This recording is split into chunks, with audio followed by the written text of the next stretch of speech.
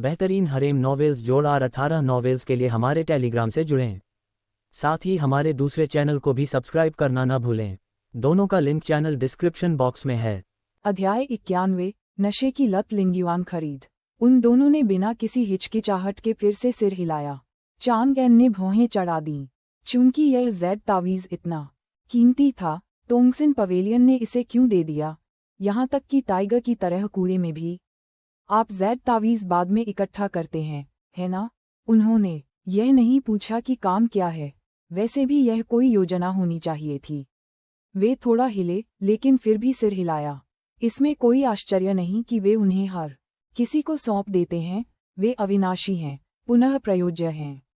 Tiger कहाँ है? उनकी साजिश चाहे जो भी हो, चांगएन बस तावीज़ छीन लेगा और उसे परिष्कृत करेगा। वह बाद में कभी भी टाइगर से पूछताछ कर सकते हैं। लेकिन दोनों ने एक सुर में सिर हिलाया। हम नहीं जानते। हम में से प्रत्येक एक निश्चित स्थान पर प्रतीक्षा करता है, तभी उसका आदमी उल्टी तलवार के संदेश के साथ हमसे संपर्क करता है। वह बच्चा सतर्क है।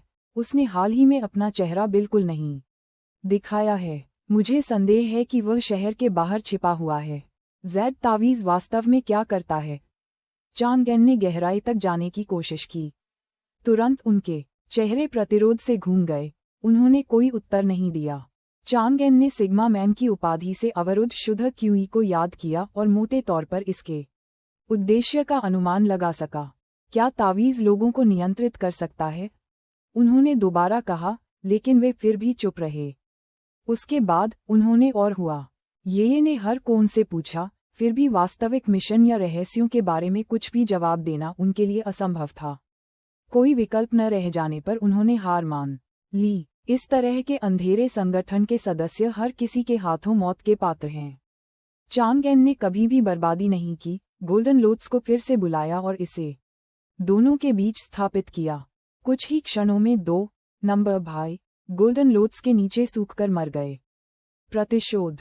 उन्होंने राक्षस कृषकों के भंडारण छल्लों की जांच की। अधिकांश जादुई खजाने युद्ध में नष्ट हो गए थे और केवल कुछ फॉर्मेशन प्लेटें या तावीज़ ही बचे थे।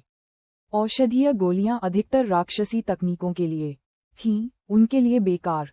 सुखद आश्चर्य स्पिरिट स्टोन्स की बड़ी खेप थी। सभी ग्रेडों को मिलाकर उनकी कुल संख्या लगभग 130 से 40,000 लो ग्रेड स्पिरिट स्टोन्स थी। ऐसा लगता है कि तावीज़ वास्तव में नीलामी के लिए आपूर्ति की गई थी।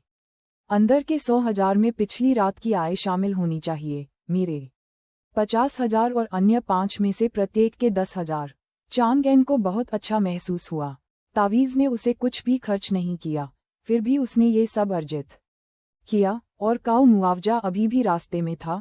जीवन अचानक आरामदायक हो गया था। लिंगयुआन खरीदारी सचमुच व्यसनकारी है। उसने आधे स्पिरिट स्टोन्स ले लिए और उन्हें हुआ ये को सौंप दिया। यहाँ लूट का बंटवारा कर रहे हैं। नन्ही सफ़ेद फूल ने सिर हिलाते हुए मना कर दिया। इसे रखो, पति। संप्रदाय मुझे हर महीने स्पिरिट स्टोन देता है। मैं उन सभी का उपयोग खेती के लिए भी नहीं कर सकता। इसके अलावा हम अब किसी भी समय दोहरी खेती कर सकते हैं, इसलिए वे और भी अधिक ढेर हो जाएंगे। चांगएन ने फिर भी अपना हाथ आगे बढ़ाया। तुम्हारे बिना मैं इतना कुछ हासिल नहीं कर पाता, बेशक हम अलग हो गए। हुआ ये ने एक मनमोहक मुस्कान दी, जो सैकड़ों फूलों की तरह दीप्तिमान थी। यदि आप सटीक होने पर जोर देते हैं, तो मेरी जीवन आत्मा खजाना और सहज खजाना पोशाक के बारे में क्या? और wood heaven and earth lore शायद आप उन्हें खरीद नहीं सकते, भले ही आपने मुझे बेच दिया हो टिल्डा। सब कुछ रखो, पति। यदि आप कभी छोटे हो गए, तो आपकी पत्नी आपकी तलाश में आ जाएगी। लिटिल फ्लावर केवल आपकी सुंदर पत्नी बनना चाहती है, घर की नौकरानी नहीं टिल्डा। उसे इस तरह बोलते देख चांगएन ने विरोध करना बंद कर दिया। आगे बढ़ने पर दूरी महसूस होगी। उसने आदतन उसके छोटे से सिर को रगड़ा, फिर उसकी नज़र बचे हुए एकमात्र बरकरार जादुई खजाने पर पड़ी। थ्रोइंग नाइव्स 5-0 का सेट गिर गया था। इससे पहले कि वह बोल पाता, हुआ ये ने कहा, रक्षा के लिए मेरे खजाने की पोशाक और हमले और समर्थन के लिए मेरे जीवन की आत्मा के खजाने के साथ मेरे पास उनके लिए कोई उपयोग नहीं है। चांगएन ने सोचा कि भले ही वह उनका उपयोग केवल संयोजन हमलों में ही कर सकता है, फिर भी यह एक बैकअप था, वह अकेले लिंग्जियन टाउन डोमेन तलवार पर भरोसा नहीं कर सकता था। चाकू जमा करने के बाद हुआ ये ने 5-1 के स्टोरेज रिंग से एक लाल काली चमचमाती चीनी मिट्टी की बोतल ली। इसकी ईविल क्यूई जबरदस्त थी। यह एक उच्च श्रेणी की आत्मा भंडारण करने वाली बोतल है। ये कई आत्माओं को इकट्ठा कर सकती है और उनकी दुष्ट क्यूई का पोषण कर सकती है, जो दुष्ट साधकों की पसंदीदा है। इससे निपटें। चांग एन को ऐसी चीजों से नफरत थी। उसने उसे खोला, खाली, शायद अप्रयुक्त या सिर्फ रिजर्व में रखा गया हो। यान क्यूई उसकी हथेली में धधक रही थी। तीसरे लोक की शक्ति धधकते सूरज पवित्र शरीर ने बोतल को निगल लिया और आपसी दमन के तहत ये कुछ ही क्षणों में राख में बदल गया। हुआ ये ने अपनी आस्तीन झटक दी। सौम्य यिन आध्यात्मिक क्यूई ने 2 राक्षस कृषकों को शांति से तितर बितर कर दिया और उन्हें दुनिया से मिटा दिया। चलो 100 फ्लावर्स वैली वापस चलते हैं, उनका अभी भी मुझ पर बकाया है। वह हंसी, एक एस्केप लाइट पर कदम रखा और जिस तरह से वे आए थे उसे वापस ले गई। ठंडे पानी की झील के किनारे महिला कृषक बहुत बेहतर थीं, क्रॉस लेग करके बैठी थीं और अभी भी शैतानी क्यूई को बाहर निकालने के लिए लड़ रही थीं। भागने की रोशनी को भांपते हुए सबसे पहले वरिष्ठ सिस्टर ली ने प्रतिक्रिया व्यक्त की। चौंककर उसने माउंटेन प्रोटेक्टिंग ग्रैंड एरे को लगभग सक्रिय कर दिया, फिर रुक गई और खुश हो गई। सॉन्ग युक्सियाओ ने भी आराम किया और अपनी निगाहें सुरक्षित जोड़े की ओर घुमाईं। हुआ ये का दुष्ट दमनकारी उत्तम शिवालय एक बार चमक उठा। काली क्यूई हर महिला के अंदर से गायब हो गई। उसने हल्के से कहा, 2 राक्षस कृषकों को हमने नष्ट कर दिया है, आपको चिंता करने की जरूरत नहीं है। 100 फ्लावर्स वैली के शिष्यों ने एक स्वर में लंबे समय तक और नीचे झुकते हुए कहा, 100 फ्लावर्स वैली के पुनर्निर्माण के लिए वरिष्ठों धन्यवाद। चांग एन और हुआ ये ने स्पष्ट विवेक से शिष्टाचार स्वीकार किया। सॉन्ग युक्सियाओ सीधा हुआ, सीनियर सिस्टर ली के साथ फुसफुसाया, फिर 2 हाई ग्रेड स्पिरिट स्टोन बनाए। ली ने उसकी हथेली में 3 और रख दिए। सीनियर चांग, मैं पहले अंधा था, कृपया मुझे क्षमा करें। शेष 5 मिड ग्रेड पत्थर, हमने उन्हें उच्च ग्रेड के लिए बदल दिया है, कृपया उनका तिरस्कार न करें। उसका स्वर गंभीर था। सॉन्ग युक्सियाओ थोड़ा झुका हुआ था, स्पिरिट स्टोन्स दोनों हाथों में थे। चांग एन अपने भंडारण रिंग में पत्थरों को लहराने से पहले केवल एक क्षण झिझका। उन्होंने संप्रदाय की नींव बचाई थी। राशि मामूली थी, फिर भी वह एक छोटे स्कूल के वित्त को जानता था। यह शायद उनकी अधिकांश बचत थी। उसे स्वीकार करते देख सॉन्ग युक्सियाओ ने चुपचाप सांस छोड़ी, झील के किनारे अभी भी बेहोश पुरुष कृषकों पर नजर डाली और धीरे से बोला, हम आप दोनों को आज रात आराम करने और आपके सम्मान में भोज आयोजित करने के लिए आमंत्रित करना चाहते हैं। उसने चुपके से हुआ ये पर नजर डाली। उसे अभी भी मुस्कुराता हुआ और मना करने का कोई संकेत न पाकर उसका दिल खुश हो गया। चांग एन अपने चारों ओर चमचमाती हरी आंखों को देखकर कांपने से खुद को नहीं रोक सका। क्या आप मेरी मेजबानी कर रहे हैं या दूसरे तरीके से? कोई जरूरत नहीं, आज दोपहर को मेरा काम है, अलविदा। इसके साथ ही उसने हुआ ये को लिंग्जियन टाउन डोमेन तलवार पर खींच लिया और बिना पीछे देखे उड़ गया। तलवार ने आकाश को चीर दिया। पति टिल्डर, क्या बढ़िया मौका है, इसके बारे में सोचो। वे पुरुष कृषक आज रात बेहोश रहेंगे। उसकी बाहों में बैठा हुआ ये खिलखिलाते हुए बातें करता रहा, बीच बीच में ज्वलंत तस्वीरें बनाता रहा। उसे ज्यादा कुछ महसूस नहीं हुआ था, लेकिन उसके चिढ़ाने से वह उदास हो गया था। उसके दिमाग में कुछ वाक्यांश घूमने लगे। समूह वर्तमान में अध्याय 92 छाया के नीचे फुवान बाजार शहर। मुझे ऐसी सामान्य सुंदरियों में कोई दिलचस्पी नहीं है, आगे सोचने से डर लगता है, चांग एन ने सही कहा। पहले से ही उसकी बाहों में लिपटा हुआ ये खिसका और चिढ़ा, पति बेतुकी बातें बता रहा है टिल्डा। इससे पहले कि चांग एन शर्मिंदगी से उबर पाती, प्रकाश की एक चमक उसके ऊपर आ गिरी। मोटे भूरे रंग की किसान पोशाक 100 फ्लावर्स वैली की मानक महिला शिष्य पोशाक में बदल गई। खिले हुए फूलों के आकार की एक धुंधली स्कर्ट हेम अपेक्षाकृत छोटा था, जिससे सुडौल पिंडली का खिंचाव दिखाई दे रहा था। हालांकि वह जानबूझकर कड़ाई वाले जूतों को भूल गई थी। पति टिल्डा, लिंगजियन टाउन डोमेन तलवार। दोपहर तक वे फुवान मार्केट टाउन के अंदर वापस आ गए। छोटा सफेद फूल और चांगएन शहर के द्वार से गुजरे। पति टिल्डा, यदि आपके पास कुछ भी दबाव नहीं है तो मैं फेंगयू टावर पर जाऊंगी। जब मैं खाली हो जाऊंगी तो मैं आपकी तलाश करूंगी। हालांकि मैं बाहर निकल गई, फिर भी मुझे मास्टर के लिए इंटेल को सॉर्ट करना है। अंततः अपने बदबूदार छोटे भाई पर विजय पाने और संतुष्ट महसूस करने के बाद हुआ ये को अब अपने संप्रदाय की संत के रूप में अपने कर्तव्यों की याद आई। चांगएन ने सिर हिलाया। जाओ, उनके पास जाओ। मैं सोआरिंग हेवन सप्रेसिंग माउंटेन टेक्निक का फाउंडेशन इस्टेब्लिशमेंट स्टेज वॉल्यूम खरीदूंगा, फिर घर जाऊंगा और संगीत सीखूंगा। हम अगर पति अभी भी असंतुष्ट है तो सिस्टर यू याओ को आपकी अच्छी सेवा करने दीजिए। टिल्डा, लिटिल व्हाइट फ्लावर के चिढ़ाने को नजरअंदाज करते हुए यू याओ का पक्ष काफी बढ़ने से पहले वह चीजों को मजबूर नहीं करेगा। हुआ ये को निकलते देख चांगएन ने एक पल सोचा, फिर गेट के पास गार्ड पोस्ट की ओर मुड़ गया। जियांग नान के आदेशों के लिए धन्यवाद। हर गार्ड पहले से ही इस असाधारण युवा को जानता था। एक तुरंत खड़ा हो गया। कृपया कैप्टन जियांग से संपर्क करने में मेरी मदद करें, मुझे महत्वपूर्ण मुद्दों पर चर्चा करनी है। मैं जिनबाओ पवेलियन में उनका इंतजार करूंगा।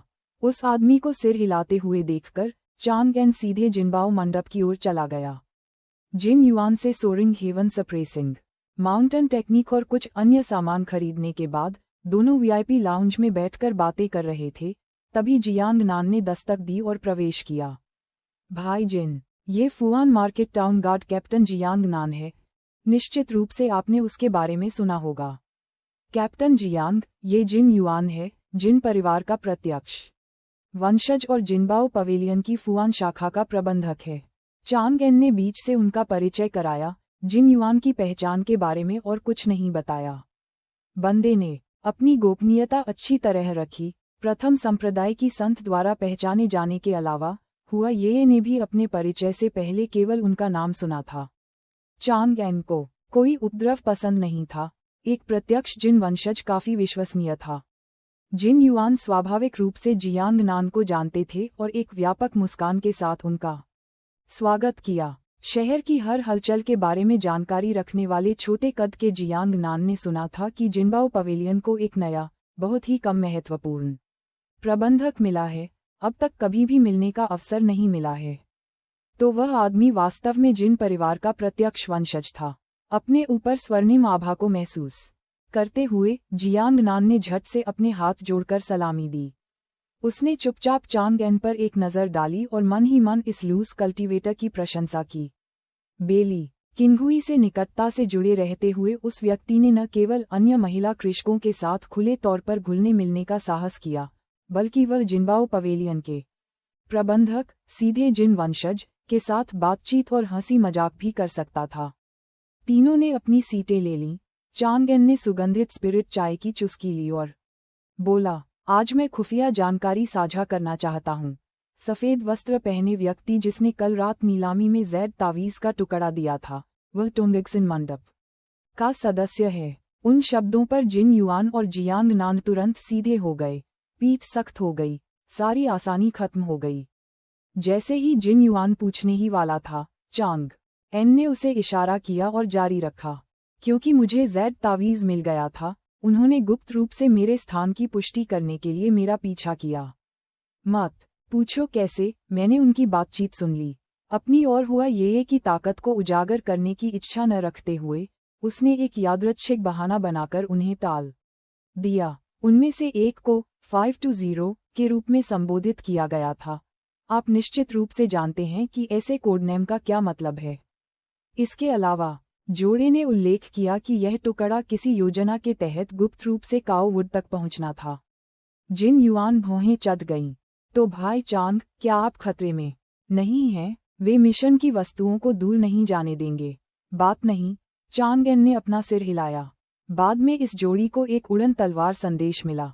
मैंने धीरे से सुना कि योजना बदल गई थी। सब कुछ छोड़ देना, तुरंत वापस लौटना, इत्यादि। फिर उन्होंने आज भागने के बारे में चर्चा की और चले गए। जाहिर तौर पर अब उन्हें जैद तावीज़ को पुनः प्राप्त करने की परवाह नहीं थी। फिर भी सुरक्षित रहने के लिए मैंने इसे पूरी तरह से नष्ट कर दिया। जिन युआन ने सांस छोड़ी। अच्छा, टोंगक्सिन मंडप के उन लोगों को संभालना कठिन है।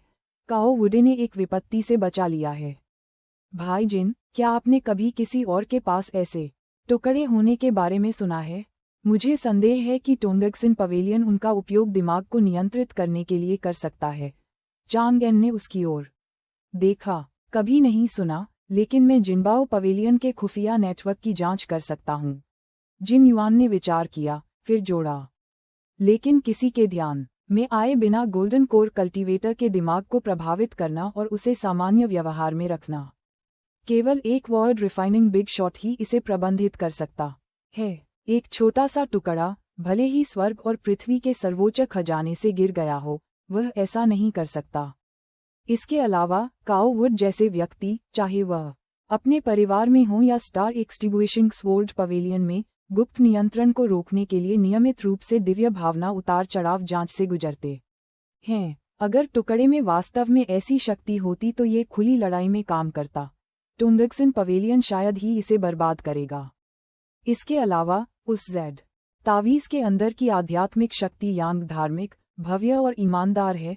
दिमाग को गुलाम बनाने के लिए आवश्यक भयावह आभा का कोई निशान नहीं है। ये स्पष्ट रूप से एक धार्मिक पथ का जादुई खजाना है। चांग एन ने कोई खंडन नहीं किया। मन पर नियंत्रण केवल उसका अनुमान था, अपुष्ट। जिन युआन का अनुभव उनसे कहीं अधिक था और उनकी बातें मान्य थीं। ठीक है, जो भी मामला हो, सतर्क रहें।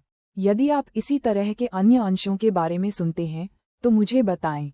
चांग एन खत्म हुआ, फिर जियांग नान की ओर मुड़ा। छोटा आदमी स्पष्ट रूप से कुछ सोच रहा था। उसकी भौहें चिंता में डूबी हुई थीं। कैप्टन जियांग, एक और कारण जो मैंने आपसे यहाँ पूछा था, कल रात उन दो सफ़ेद वस्त्रधारियों ने भी टाइगर का उल्लेख किया था। वे उसे स्पष्ट रूप से जानते थे। निश्चित रूप से आप पहले से ही जानते हैं कि मैं क्या कहने जा रहा हूँ। जियांग नान ने कड़वी मुस्कान दी। सही है, मुझे भी टाइगर के गले में लटका हुआ जेड तावीज़ का टुकड़ा याद है। चांग एन ने सिर हिलाया। टोंगक्सिन पवेलियन द्वारा टाइगर रोअर गैंग के प्रमुख को एक टुकड़ा देने का मतलब है कि उनका लक्ष्य किसी योजना के लिए उसका उपयोग करना है, और सबसे संभावित लक्ष्य फुवान मार्केट टाउन है। जियांग नान एक पल के लिए चुप हो गया। मुझे तुरंत इसकी सूचना लॉर्ड ये को देनी चाहिए। टाइगर कई वर्षों से लापता है। कोई नहीं जानता कि वह कहाँ है। टाइगर रोअर गैंग ने भी कोई गतिविधि नहीं दिखाई। उप प्रमुख के अनुसार टाइगर स्पिरिट स्टोन्स के साथ भाग गया, जिससे उन्हें गंदगी का सामना करना पड़ा। इस पर विश्वास मत करो। टाइगर रोअर गैंग को कड़ी निगरानी में रखें। टाइगर अभी भी उनके माध्यम से योजना बना रहा है, चांग एन ने याद दिलाया। जियांग नान ने सिर हिलाया। मैं टाइगर का पता लगाने के लिए टाइगर रोअर गैंग का अनुसरण करूंगा। जब तीनों अनगिनत विचारों पर विचार कर रहे थे तो वीआईपी लाउंज में चुपचाप बैठे रहे। चांग एन ने अंदर ही अंदर आह भरी, यहाँ तक कि यूकिंग इम्मोर्टल संप्रदाय के पास एक शहर चुनने से भी उसे इम्मोर्टल रियल्म की अराजकता से बचाया नहीं जा सका। तेजी से अशांत लिंग्युआन महाद्वीप पर जीवित रहने के लिए उसे और अधिक प्रयास करने की आवश्यकता थी। वे सिस्टम खोज गति पकड़ने का समय। अध्याय 93। क्या आप जानवर के कान वाली लड़की से मिलने जा रहे हैं? दोनों को विदाई देने और अपनी अमर गुफा में लौटने के बाद चांग एन ने तेजी से बढ़ते स्वर्ग को दबाने वाली पर्वत तकनीक को पार किया। एक ही नस की एक तकनीक को समझने की आवश्यकता नहीं थी, उसे केवल परिसंचरण मार्ग याद रखने की आवश्यकता थी। ये देखकर कि अभी भी जल्दी थी, वह उठा और आगे बढ़ा जैसे कि किसी अन्य स्थान पर चल रहा हो, अपने गुप्त दायरे की धन्य भूमि पर पहुंच रहा हो। जिस दृश्य ने उनका स्वागत किया वह व्यापक और उज्ज्वल था। अब मूल गुफा का छोटा टुकड़ा नहीं बल्कि 100 गुना बड़ा था।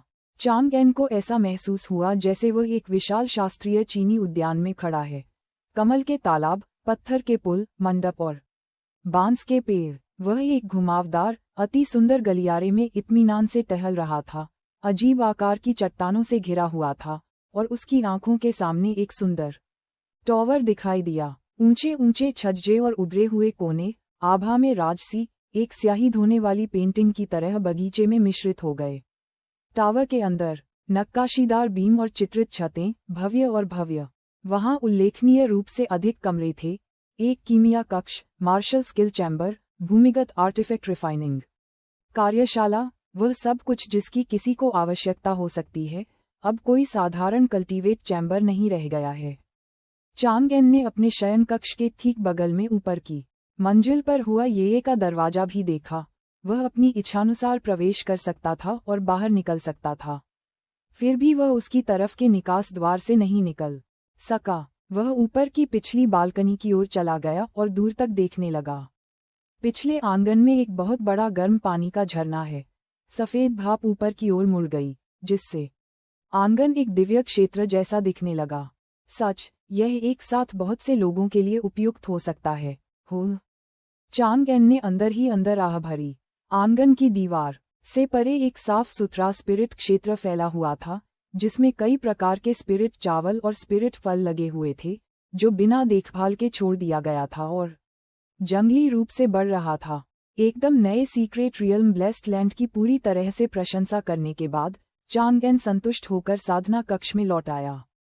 पिछले पोर्टेबल ग्रोटो हेवन की सभी वस्तुएं स्वचालित रूप से यहां स्थानांतरित हो गई थीं, जिनमें 2 गहन कठपुतलियां भी शामिल थीं। चांगएन ने 5 स्कम और डिंग डोंग चिकन की युद्ध शक्ति के लिए नई फाउंडेशन स्थापना चरण तकनीकों को पारित किया। 2007 वखौस तुरंत खेती करने के लिए क्रॉस लैग करके बैठ गए। उन्होंने आश्चर्यचकित किया, आपकी ओर से दूसरों को क्यूई विकसित करना अद्भुत था। उनके बचे हुए समय का बड़ा हिस्सा बॉडी रिफाइनिंग, साथ ही शारीरिक मुद्रा, कला प्रशिक्षण और व्यवसाय कौशल प्रशिक्षण के लिए समर्पित हो सकता है। निःसंदेह वह उद्यमिता खोज के चल रहे सितारे को कुछ ऊर्जा भी आवंटित करेंगे। एंकिंग मंडप मामला सबसे सरल था। उनके अनुमान के अनुसार एक बार जब ब्लाइंड रिंग आधिकारिक तौर पर बिक्री पर चली गई और कल्टीवेशन न्यूज से राशि जमा हो गई, तो खोज पूरी हो जानी चाहिए। तावीज़ और पढ़ना लगातार प्रगति कर रहे थे। अधिक ऊर्जा निवेश करने से उनमें तेजी आएगी। हालांकि शारीरिक बनावट और मुद्रा की खोज आज सुबह रुक गई थी। हमेशा की तरह ओल्ड मैन के टाइगर सबडाइंग विटेलिटी फिस्ट का अभ्यास करने के बाद खोज की प्रगति बढ़ने के बजाय 20/100 पर रुक गई। चांगएन मानसिक रूप से तैयार था, लेकिन फिर भी उसे सिरदर्द हो रहा था। खोज में 5 एनिमल फ्रॉलिक्स का उल्लेख किया गया है। संभवतः उसे 5 अलग अलग याओ रेस स्वास्थ्य संरक्षण तकनीकों का अभ्यास करने की आवश्यकता थी। टाइगर रेस की चाबुक मुट्ठी ने प्रगति को 20 तक धकेल दिया था और जाहिर तौर पर इसकी सीमा तक पहुंच गई थी। सच में, इसका एक फायदा ये था, यदि उसके पास कई अलग अलग स्वास्थ्य तकनीकें होती, तो वह उनका एक साथ अभ्यास कर सकता था और प्रगति तेजी से होती। लेकिन समस्या ये थी कि उन्हें ढूंढना आसान नहीं था। जब वह पहले तकनीक खरीदने के लिए जिनबाओ मंडप में गया था, तो उसने पहले ही जिन युआन से उन्हें हासिल करने में मदद करने के लिए कहा था। मानव जाति क्षेत्र में याओ जाति की तकनीकें उपलब्ध थीं, लेकिन याओ जाति के स्वास्थ्य की रक्षा करने वाली तकनीकें दुर्लभ थीं। चांगएन ने आह भरी, थोड़ी देर और रुको, यदि यह काम नहीं करता, तो उसे याओ रेस क्षेत्र की यात्रा करनी पड़ सकती है। जी शाह दानव डोमेन सवाल से बाहर था, लेकिन पवित्र आत्मा साम्राज्य, जिसने मानव जाति के साथ मैत्रीपूर्ण संबंध बनाए रखा, एक बड़ी समस्या नहीं होनी चाहिए। टीच जानवर कान वाली लड़कियां। खुद को संभालते हुए चांगएन पालथी मारकर बैठ गया और बेसिक फॉर्मेशन विश्लेषण की एक प्रति तैयार की। यह प्रेरणा तब चमकी जब उन्हें 520 के स्टोरेज रिंग के अंदर दानव कृषकों का 5 व्यक्ति से जुड़ा फॉर्मेशन मैनुअल मिला। ये लंबे समय से रुकी हुई बास्केटबॉल प्रशिक्षण खोज से संबंधित है। सिस्टम की अस्पष्ट व्याख्या के अनुसार उद्देश्य मेजबान को नैतिकता, बुद्धि, शारीरिक सौंदर्यशास्त्र में विकसित करने देना था, उसे एक आदर्श पुरुष देवता में बदलना, और इस प्रकार इसमें इस खेल को शामिल किया गया था, बास्केटबॉल। डेटा मरम्मत के बाद यह क्या होगा, चांगएन को कोई अंदाजा नहीं था। उसने मान लिया था कि इसके लिए कुछ जादू या मार्शल कौशल विकसित करने की आवश्यकता है, और उसने बास्केटबॉल गतिविधियों से मिलती जुलती चालों की तलाश में अनगिनत किताबें खंगाली। अफसोस, कुछ भी नहीं। हताशा में उन्होंने आयरन माउंटेन लीन भी सीखा और गुप्त रूप से महिला प्रैक्टिशनर नृत्य जैसे मार्शल कौशल की कोशिश की, फिर भी कोई सफलता नहीं। स्वाभाविक रूप से सभी प्रयास व्यर्थ थे। आखिरकार उसने इसे टाल दिया। अगर यह पूरी नहीं हुई तो मूर्खतापूर्ण खोज को खत्म कर दो। हालांकि आज सुबह उन्होंने जिस 5 सदस्यीय फॉर्मेशन को देखा, उसने उन्हें एक नया विचार दिया। तकनीक के अलावा बास्केटबॉल में संरचनाएं भी थीं। आखिरकार ये 5 सदस्यीय टीम का खेल था। क्या ये बास्केटबॉल प्रशिक्षण खोज फॉर्मेशन पर निर्भर हो सकती है? इस विचार पर कार्य करते हुए उन्होंने जिन्बाओ पवेलियन में बेसिक फॉर्मेशन एनालिसिस हासिल किया। उनका एक ही बार में इसमें महारत हासिल करने का इरादा नहीं था, बस ये जांचने के लिए पर्याप्त था कि यह विचार काम करता है या नहीं। उन्होंने परिचय का ध्यानपूर्वक अध्ययन करना शुरू किया। गठन का दांव स्वर्ग और पृथ्वी से शुरू होता है, असंख्य चीजों के साथ विलीन हो जाता है। ये हर जगह मौजूद है। इसे दिव्य संवेदना के साथ महसूस करें। आध्यात्मिक क्यूई के साथ इसका मार्गदर्शन करें। कोई वस्तुओं के साथ सरणी बना सकता है या लोगों के साथ एक संरचना को एकजुट कर सकता है। थोड़ी देर तक पढ़ने के बाद चांगेन ने अपनी ठुड्डी को रगड़ा और सोचा। बास्केटबॉल फॉर्मेशन को देखते हुए इसका झुकाव लोगों को एकजुट करने की ओर था।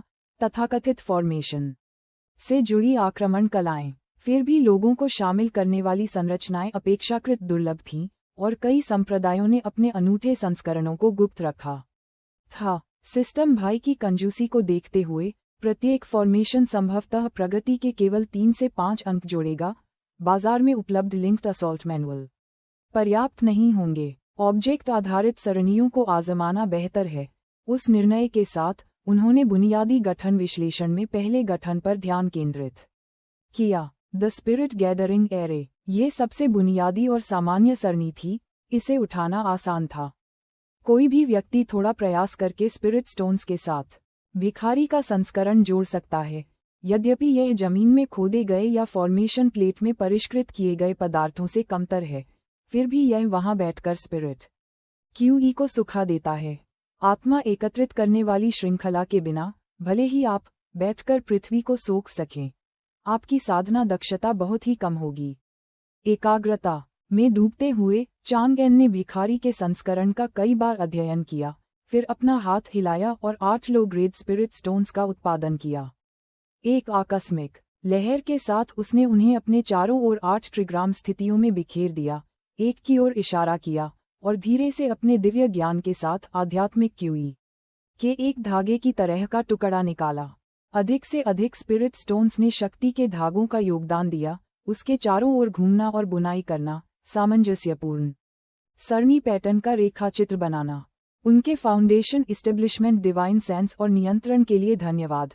इस तरह की अस्थायी स्पिरिट गैदरिंग एरे को स्थापित करने में थोड़ी कठिनाई हुई, यहाँ तक कि उनके पहले प्रयास में भी। जैसे जैसे इरादा आगे बढ़ा, सरणी पैटर्न पूरी तरह से बन गया। एक फीकी, हल्की नीली रोशनी एक चक्र तक लाइनों के साथ चलती रही, फिर चुपचाप फीकी पड़ गई। सारणी पूर्ण थी। कक्ष में पहले से ही समृद्ध आध्यात्मिक क्यूई थोड़ा सा उसकी ओर आकर्षित हुई, लेकिन केवल थोड़ा सा। आखिरकार साधना कक्ष में एक उच्च श्रेणी की आत्मा एकत्रित करने वाली सारणी पहले से ही मौजूद थी। इस भिखारी के संस्करण ने केक पर केवल आइसिंग का एक अंश जोड़ा। चांगेन को इसके प्रभाव की परवाह नहीं थी। उसकी नज़र सिस्टम पैनल के नोटिफिकेशन पर टिकी हुई थी। अध्याय 94 ZC हारमोनियस चहकती मेलोडी।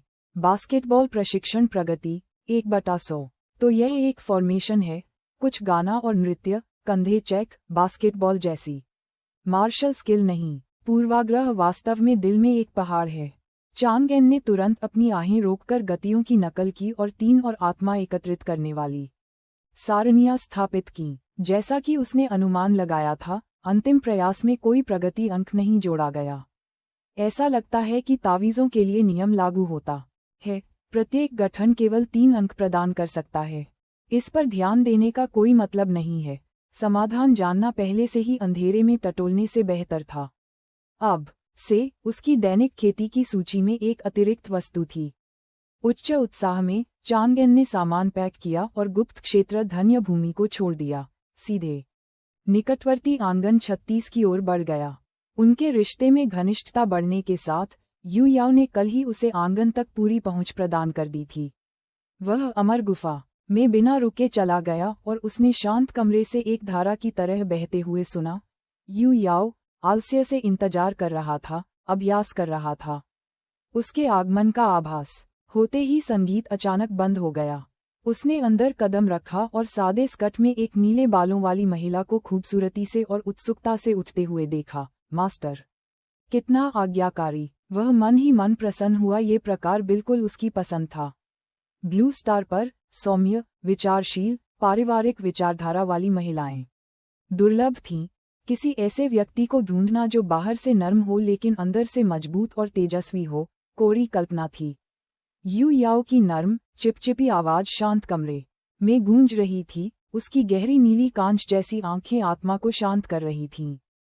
फिर भी उसकी नाजुक, शर्मीली अभिव्यक्ति लगातार चांग एन के छिपे हुए आग्रहों को चिढ़ाती थी, जिससे वह उसे बेरहमी से छेड़ना चाहता था।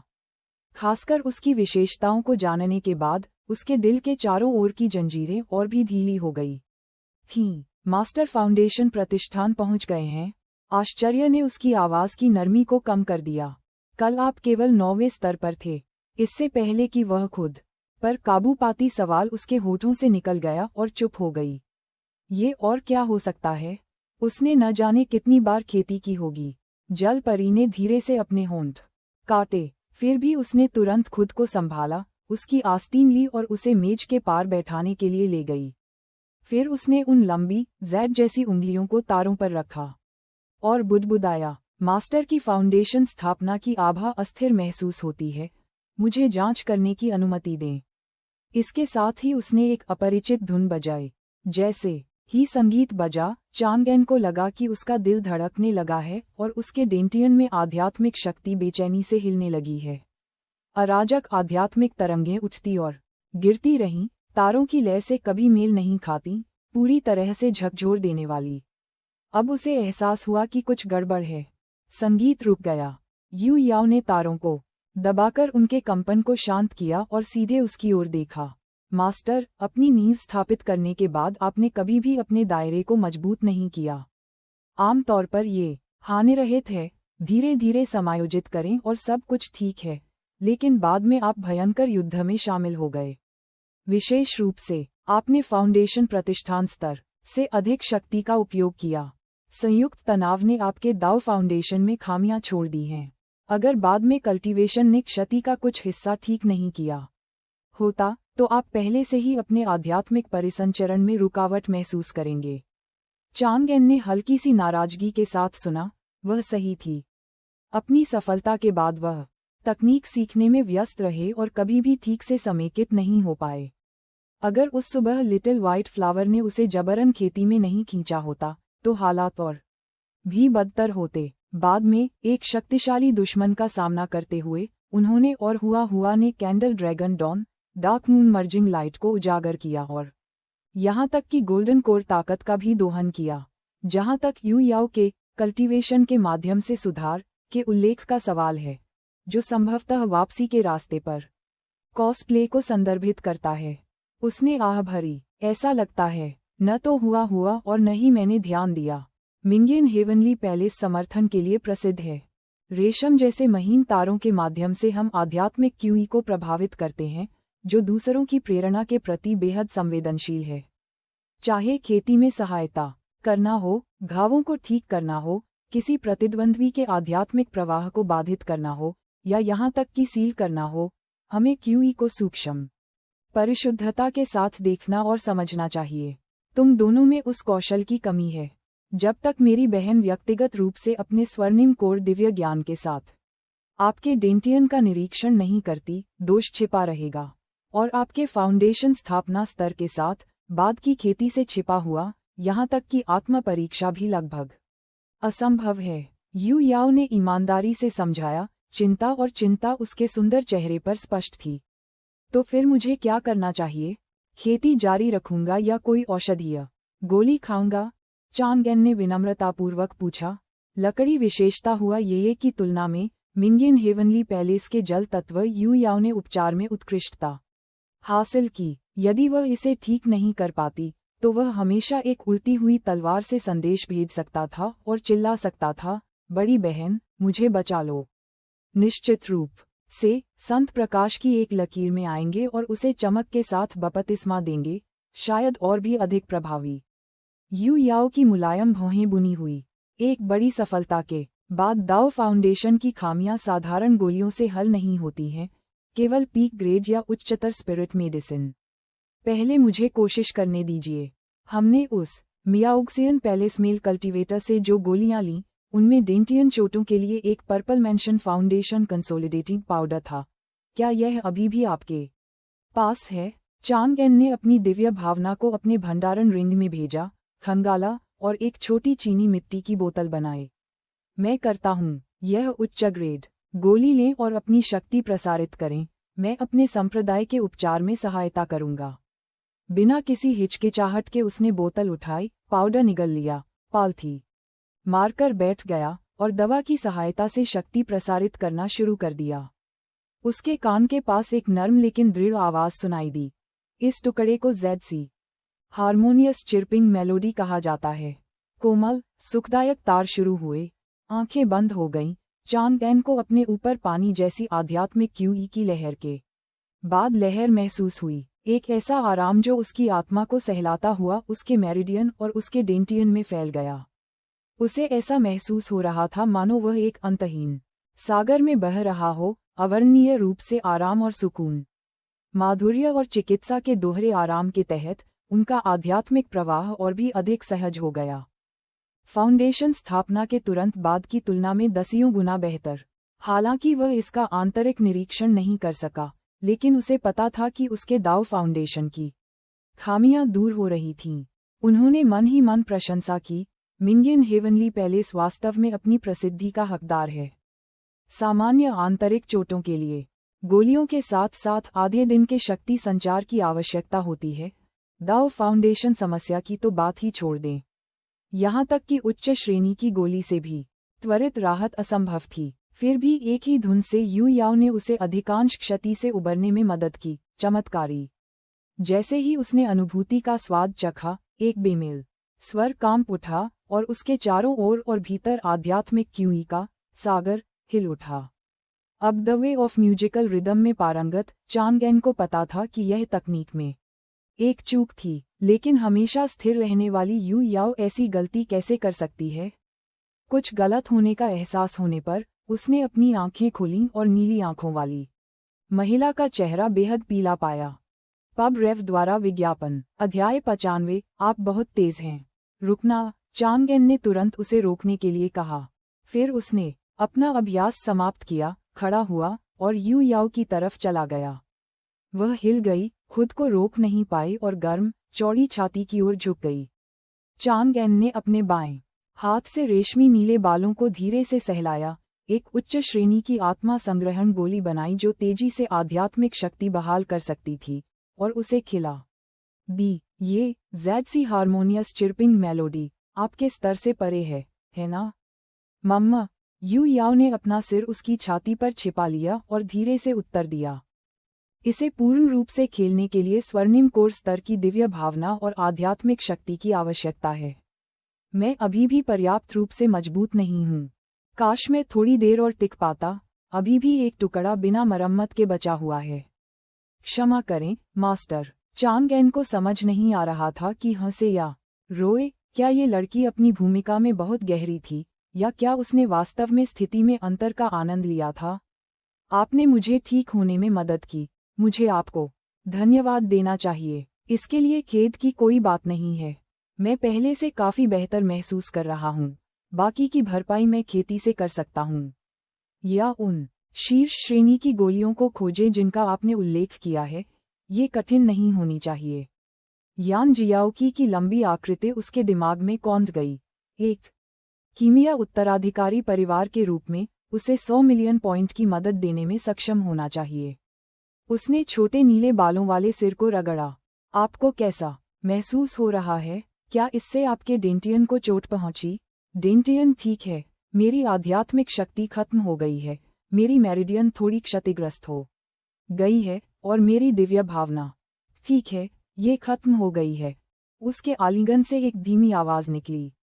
चांग एन समझ गया, बाकी सब कुछ गौण था, दैवीय संवेदना की थकावट सबसे बुरी थी, शायद पहले उपचार की लगातार जांच और मार्गदर्शन करने से। अभी यू याओ का सिर ऐसा महसूस हो रहा होगा जैसे वह फट रहा है। उसका दिल गर्म हो गया। चांग एन आगे बढ़ा और धीरे से याओ याओ के मंदिरों की मालिश की। उसे थोड़ी राहत देने के लिए वह बस इतना ही कर सकता था। दिव्य संवेदना की थकावट ज्यादातर शांत आराम पर निर्भर करती है, इसकी भरपाई करने वाली गोलियां या स्वर्ग और पृथ्वी के खजाने बहुत कम हैं। दोनों ऐसे ही बैठे रहे, एक बैठा, एक खड़ा, बहुत देर तक आलिंगनबद्ध रहा। मैं बस थोड़ा कमजोर हो गया था, अब मैं काफी बेहतर महसूस कर रहा हूँ, यू याओ ने आखिरकार बात की।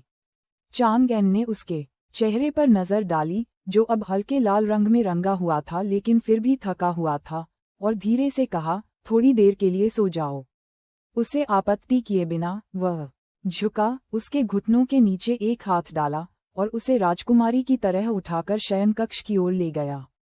शयनकक्ष में हल्की, नाजुक सुगंध सरल और सुरुचिपूर्ण थी, बिल्कुल यू याओ की शैली की तरह।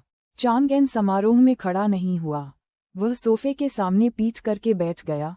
उसने अभी भी उसे पकड़ रखा था, उसका सिर अपनी छाती पर रख दिया और उस जल मुलायम शरीर को गोद में उठा लिया। हिलना मत, सो जाओ, जब तुम जागोगे तो ठीक हो जाओगे। छिपे हुए गुणों वाली जल परी विशेष रूप से उसके दबंग लेकिन सौम्य स्वर की शौकीन लगती थी। उसने संघर्ष नहीं किया, उसने इस आदमी को अपने बिस्तर पर उसे पकड़कर लेटने दिया। स्थिर, शक्तिशाली दिल की धड़कन सुनकर उसने एक नर्म बड़बड़ाहट दी और बिना कुछ कहे जल्द ही गहरी नींद में डूब गई। हालांकि चांग एन की बाहों में सुगंधित जैड था, उसके पास कोई अन्य विचार नहीं था। उसने बस उसके बालों में सी स्पिरिट फ्लावर की खुशबू ली और चुपचाप उसकी गर्माहट का आनंद लिया। लेकिन वह निष्क्रिय नहीं था। उसके दिमाग में बेसिक फॉर्मेशन डिकोडिंग, जो उसने अभी पढ़ा था, और वह तावीज़ ज्ञान सामने आया जिसे उसने पहले आत्मसात किया था। उन्होंने चुपचाप फॉर्मेशन और तावीज़ पैटर्न का अनुमान लगाना शुरू कर दिया। प्रत्येक क्षण का लाभ उठाएं, खोजों को पूरा करने और स्वयं को मजबूत करने के लिए। समय फिसल गया, सूरज पश्चिम की ओर झुकने लगा। यू याओ की लंबी, मोटी पलकें हल्की सी कांप रही थीं। उसकी आंखें धीरे धीरे खुलीं। झील जैसी नीली पुतलियां भ्रम से टिमटिमाती थीं, फिर जल्दी ही साफ हो जाती थीं। खुद को अभी भी उस मजबूत, सुरक्षित सीने पर पाते हुए, उसने उस लंबे समय तक रहने वाली खुशबू को महसूस किया जो उसे पसंद थी। बढ़ती मर्दाना आभा ने उसके छोटे से चेहरे को तुरंत लाल कर दिया। उठो, तुम्हें कैसा महसूस हो रहा है? आलिंगन तोड़ने को तैयार नहीं, यू याओ ने एक नर्म, चिपचिपा मम कहा। लगभग पूरी तरह से ठीक हो गया। कुछ देर रुकने के बाद वह फुसफुसाई, इतनी देर तक मुझे पकड़कर रखना। क्या मैं भारी नहीं हूँ? आप कैसे हो सकते हैं? आपका नाजुक शरीर पानी से बने तकिए की तरह महसूस होता है, आश्चर्यजनक रूप से आरामदायक। यू याओ ने थोड़ा विलाप किया, उसका पहले से ही शर्माता चेहरा लाल हो गया। चांग एन को स्पष्ट रूप से अपने शरीर की गर्मी महसूस हुई। ध्यान से देखने पर सफेद भाप की धारें उठती हुई प्रतीत हो रही थीं। अच्छा, दुख जल परी एक स्टीम मेडेन में बदल गई थी। शयनकक्ष एक बार फिर खामोश हो गया। काफी देर के बाद यू याओ, जो अब शांत हो गई थी, ने अपना सिर थोड़ा सा तेज गड़े हुए चेहरे की ओर उठाया। मास्टर, मैं आपको जल्द से जल्द संगीत ताल का तरीका सिखाना चाहता हूँ, फिर अपना दौरा शुरू करूँगा। इससे पहले कि चांग एन कुछ पूछ पाती, उसने कहा, आपकी फाउंडेशन की गति को देखते हुए आप देख सकते हैं कि हिहुआन संप्रदाय का प्रसार कितनी तेजी से हुआ है।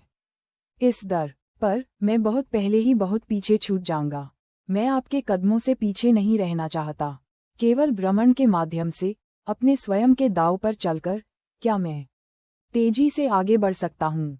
चांग एन ने उसकी नीलमणि पुतलियों की ओर अपनी निगाहें झुकाईं, संकल्प से भरा, और मुस्कुराया, कोई बात नहीं। मुझे आशा है कि तुम भी हमेशा मेरे साथ रहोगे। यू याओ अनुकूलता 65-67। उसकी आंखें दृढ़ निश्चय से अनिच्छा में बदल गईं। वह वापस उसकी बाहों में समा गई। तो चलिए, अध्ययन कार्यक्रम को समायोजित करें। टाइगर की धमकी के कारण चांग एन भी चीजों में तेजी लाना चाहता था। अब से एक दिन में 2 पाठ, प्रत्येक छोटा। सुबह में अपना अभ्यास करने के बाद एक सत्र के लिए आएं, फिर स्वयं अभ्यास करें। दोपहर बाद फिर आएं। अगर हम खाली हैं तो हम अतिरिक्त पाठ जोड़ सकते हैं। ये कैसा रहेगा? इस गति से संगीत प्रशिक्षण की खोज 1 महीने से कुछ अधिक समय में समाप्त हो जाएगी और यू याओ अपने दौरे पर निकल सकती है। चांग एन का मानना था कि अपने कौशल से वह निश्चित रूप से लिंगयुआन महाद्वीप पर अपना नाम बनाएगी। धन्यवाद टिल्डा, यू याओ ने अपनी बाहें कस लीं। मैं अक्सर तुमसे मिलने वापस आऊंगा। चांग एन उसकी अनिच्छा को महसूस कर सकता था, लेकिन उसने कुछ नहीं कहा।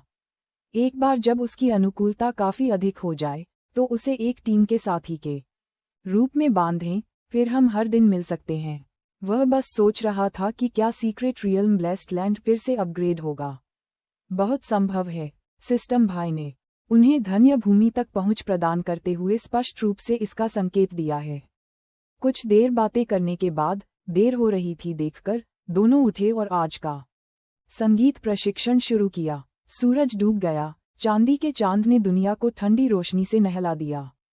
संगीत प्रशिक्षण की प्रगति में आसानी से एक बिंदु हासिल करने के बाद चांग एन यू याओ के साथ अमर गुफा से बाहर चली गई, जिसने फिर से अपना घूंघट डाल लिया था। उसने अपने आंगन की ओर देखा। लिटिल सिवेट कैट अभी भी कहीं दिखाई नहीं दे रही थी। फिर यू याओ की ओर मुड़ा। चलो, मैं तुम्हें फेंग्यू टॉवर तक ले चलूंगा और वापस आऊंगा। ये सोचकर कि वे 1 महीने से कुछ अधिक समय में अलग हो जाएंगे, जल परी स्वाभाविक रूप से उसके साथ लंबे समय तक रहना चाहती थी, इसलिए वे फेंग्यू टॉवर पर एक साथ पहुंचे। मुख्य रूप से दैनिक गारटीकृत पोशाक पुनर्निर्माण प्रगति को छोड़ने के लिए तैयार नहीं। चांग एन ने यू याओ के मंच के पीछे जाने तक इंतजार किया, फिर हमेशा की तरह अंदर कदम रखा। हुआ ये कहीं व्यस्त था, इसलिए उसने उसे परेशान नहीं किया। बहन होंग ने आदरपूर्वक उनका स्वागत किया। एक नज़र में उसने देखा कि संत का दाव साथी फाउंडेशन प्रतिष्ठान तक पहुंच गया था। सिस्टर होंग की आंखें सदमे से भर आईं। तुम बहुत तेज हो। अध्याय 96 स्वर्ग निगलने वाली विपत्ति। हेहुआन संप्रदाय में फेंग्यू टॉवर के प्रमुख के रूप में सिस्टर होंग संप्रदाय के मामलों के बारे में बहुत कुछ जानती थीं। उसके पास जो बुद्धि थी, उसमें कोई भी इतनी तेजी से आगे नहीं बढ़ पाया था। आखिरकार चांग एन लगभग हर दिन आता था। उसकी प्रगति पूरे समय उसकी निगरानी में थी। वह स्पष्ट रूप से क्यूई रिफाइनिंग के 9वें स्तर पर पहुंच गया था। महामहिम संत परसों फेंगुए टॉवर में रुके थे और जाहिर तौर पर उन्होंने अपने दाव साथी का सेवन नहीं किया था। जब वह दोपहर के आसपास लौटी तो उसकी आंखों में वसंत ऋतु को देखते हुए उसने और चांग एन ने कल रात को बना लिया होगा। दोहरी साधना की एक रात और वह फाउंडेशन प्रतिष्ठान तक पहुंच गया। यह उनका पहली बार नहीं था, इसलिए खेती तकनीक का कोई अतिरिक्त उपहार नहीं होना चाहिए था। ऐसी गति अनसुनी है। वास्तव में वह महामहिम संत और उनके द्वारा चुने गए दाव साथी के योग्य हैं। पूरी रात अभ्यास करने के बाद, शायद पूरी सुबह भी, इस बच्चे की यांग क्यूई जरा भी कम नहीं हुई है। इसके बजाय ये और भी मजबूत हो गया है। बिल्कुल उच्च श्रेणी का कड़ाही। शायद हजारों वर्षों के बाद हमारा हेहुआन संप्रदाय अंततः एक और क्लेश पार करने वाले महान विशेषज्ञ का उत्पादन करेगा। बहन होंग ने उत्साहपूर्वक अपने मुंह के कोने से लार को पोंछा। यांग क्यूई के उस स्तर को ऐसा महसूस हुआ जैसे महामहिम अकेले ही नहीं संभाल सकती थीं। कौन जानता है, हम मेधावी जागीरदारों को बोझ साझा करना पड़ सकता है। चांग एन ने मैडम की ओर देखा। उसकी आंखें हरी चमक रही थीं जबकि वह सहजता से अपनी लार पोंछ रही थी। वह कांपने से खुद को नहीं रोक सका। वह हल्के से खांसा। यह क्या है, सिस्टर होंग? होश में वापस आकर सिस्टर होंग ने जल्दी से अपनी मोहक अभिव्यक्ति को दूर कर दिया। कुछ नहीं, बस सोचा कि यंग मास्टर आज असाधारण रूप से सुंदर लग रहा है। संगठन पुनर्निर्माण प्रगति 19/100। हम चांग एन को बहुत खुशी महसूस हुई। सिस्टर होंग ने पहले कभी इस प्रगति में योगदान नहीं दिया था। पूर्ण आश्चर्य। एक पल सोचने के बाद उन्होंने कहा, मैं पहले प्राइवेट बॉक्स की ओर जाऊंगा। उस लड़की को भेजो जिसने मुझे पहले कभी सेवा नहीं दी हो। इतना कहकर वह ऊपर चला गया। समय तंग था, उसे कपड़े बदलने थे, वह बिना कारण आज रात नहीं आ सका। बहन होंग असमंजस में उसकी पीठ देखती रही, समझ नहीं पा रही थी कि वह पहले अकेले ऊपर क्यों जाना चाहता था। उसकी नज़र सुंदरियों की भीड़ पर पड़ी और पाया कि जो लोग इस समय ड्यूटी पर हैं वे सभी पहले भी उसके साथ थे। वह पीछे से किसी को बुलाने ही वाली थी कि धनिया फिसल गई। बहन, मैंने अभी तक यंग मास्टर की सेवा नहीं की है, मुझे ऊपर जाने दो, ठीक है? बहन होंग झिझकते हुए उसकी ओर देखने लगी। यंग मास्टर ने पहली बार आते ही आपको मना कर दिया, कहा कि वह धनिया नहीं खाता। ओह, वह तो बस एक मजाक था, उसने किसी को नहीं खाया। देखो, हम तब से कई बार एक दूसरे से टकरा चुके हैं और उसने कभी कुछ भी बुरा नहीं कहा। कृपया बहन, ठीक है, कोशिश करो। अगर तुम्हें फिर से बाहर कर दिया जाता है तो भविष्य में दूरी बनाए रखना सुनिश्चित करो। समझ गया। धनिया खुशी से ऊपर उछल पड़ी। उसने हल्के से थपथपाया, अनुमति का इंतजार किया, फिर अपनी सांसें शांत की, मासूम चेहरा दिखाया और दरवाजे को अंदर धकेल दिया। अपनी आंखें उठाकर उसने हमेशा की तरह खिड़की के पास बैठे एक खूबसूरत युवक को देखा। मुद्रा सीधी और लंबी थी, यहाँ तक कि दरवाजे से भी वह निजी बॉक्स में धधकती यांग क्यूई को संतृप्त होते हुए महसूस कर सकती थी, और वह निगलने से खुद को नहीं रोक सकी। वह नहीं जानती थी कि वह कब हरे वस्त्र में बदल गया था, लेकिन वह संकोच नहीं करती थी। टावर में हर कोई अब जानता था कि इस शीर्ष स्तरीय शिकार को उसकी पोशाक पर प्रशंसा पसंद है। वाह यंग मास्टर, वह पोशाक सचमुच आकर्षक है। हरा वस्त्र आपको अमर जैसा बनाता है। संगठन पुनर्निर्माण प्रगति 20/100। चांग एन ने संतुष्टि में सिर हिलाया और फिर से धनिया नहीं खाने का उल्लेख नहीं किया। उसकी अभिव्यक्ति को पढ़कर धनिया तुरंत मीठी मुस्कान दी, मेज पर बैठ गई, चाय डाली और बहती हुई यांग क्यूई को लालच से कश लेते हुए महसूस किया जैसे वह आनंद में तैर रही हो। चांग एन ने प्रगति बिंदु हासिल करने के बाद जाने की योजना बनाई थी, लेकिन ये देखकर कि आज का आगंतुक हुआ ये के भरोसेमंद सहयोगियों में से एक था, उसने अपना मन बदल दिया। आंखें आधी बंद करके उसने कुछ देर तक यू याओ की बात सुनी, फिर अचानक पूछा, धनिया, तुम हेहुआन संप्रदाय इना संप्रदाय के बारे में कितना जानते हो? मुझे एक परिचय दो। धनिया का दिल उछल पड़ा, आखिरकार वह मुझे महामहिम के लोगों में से एक के रूप में स्वीकार कर रहा है और करीब आ रहा है। यंग मास्टर को रिपोर्ट करना सबसे गुप्त जानकारी के लिए मेरी रैंक बहुत कम है, लेकिन मैं अभी भी आपको सामान्य तस्वीर दे सकता हूँ। कोई बात नहीं, बस चैट करो। चांग एन पीछे हट गया। हाँ, उसने नाजुक उंगलियों से एक स्पिरिट फल उठाया और उसे पेश किया। जब उसने स्वीकार कर लिया तो वह और भी अधिक प्रसन्न हो गई। सतह पर हेहुआन संप्रदाय के पास वर्तमान में 3 सातवें दायरे के शारीरिक एकीकरण चरण के विशेषज्ञ हैं, लेकिन क्या कोई ग्रैंड एल्डर अभी भी जीवित है ये स्पष्ट नहीं है। संप्रदाय नेता जू यांग 3 शारीरिक एकीकरण चरण के बुजुर्गों में से एक है, लेकिन वह वर्षों में आगे बढ़ चुका है और बहुत पहले उसने क्लेश पारगमन के माध्यम से तोड़ने की उम्मीद छोड़ दी थी। अपनी निराशा में उन्होंने बुढ़ापे में एक बेटे को जन्म दिया। वह जू शाओयांग होगा, जिसने हमेशा महामहिम संत को चाहा। उसकी आध्यात्मिक जड़ मुश्किल से एक दोषपूर्ण शीर्ष ग्रेड है। औषधीय गोलियों पर भरोसा करते हुए वह अपनी उम्र में केवल फाउंडेशन प्रतिष्ठान में पूर्णता तक पहुंच गया है। महामहिम के प्रति लालसा संभवतः भाग्य को चुनौती देने और अपने दायरे को थोड़ा और बढ़ाने के लिए उसकी मदद का उपयोग करने का उसका हताश प्रयास है। चांग एन ने चुपचाप सुना, फिर पूछा, बाद में उन्होंने कैसी प्रतिक्रिया दी? इसके बारे में कोई जानकारी? धनिया ने सिर हिलाया। हम बाहरी संप्रदाय के बारे में ज्यादा कुछ नहीं जानते। हमने केवल इतना सुना कि मामला सुलझ गया है। वे प्रशंसक अफसोस के सिवाय कुछ नहीं कर सकते। जू शाओयांग ने लिंगशी पीक पर उपद्रव मचाया, फिर हार मान ली।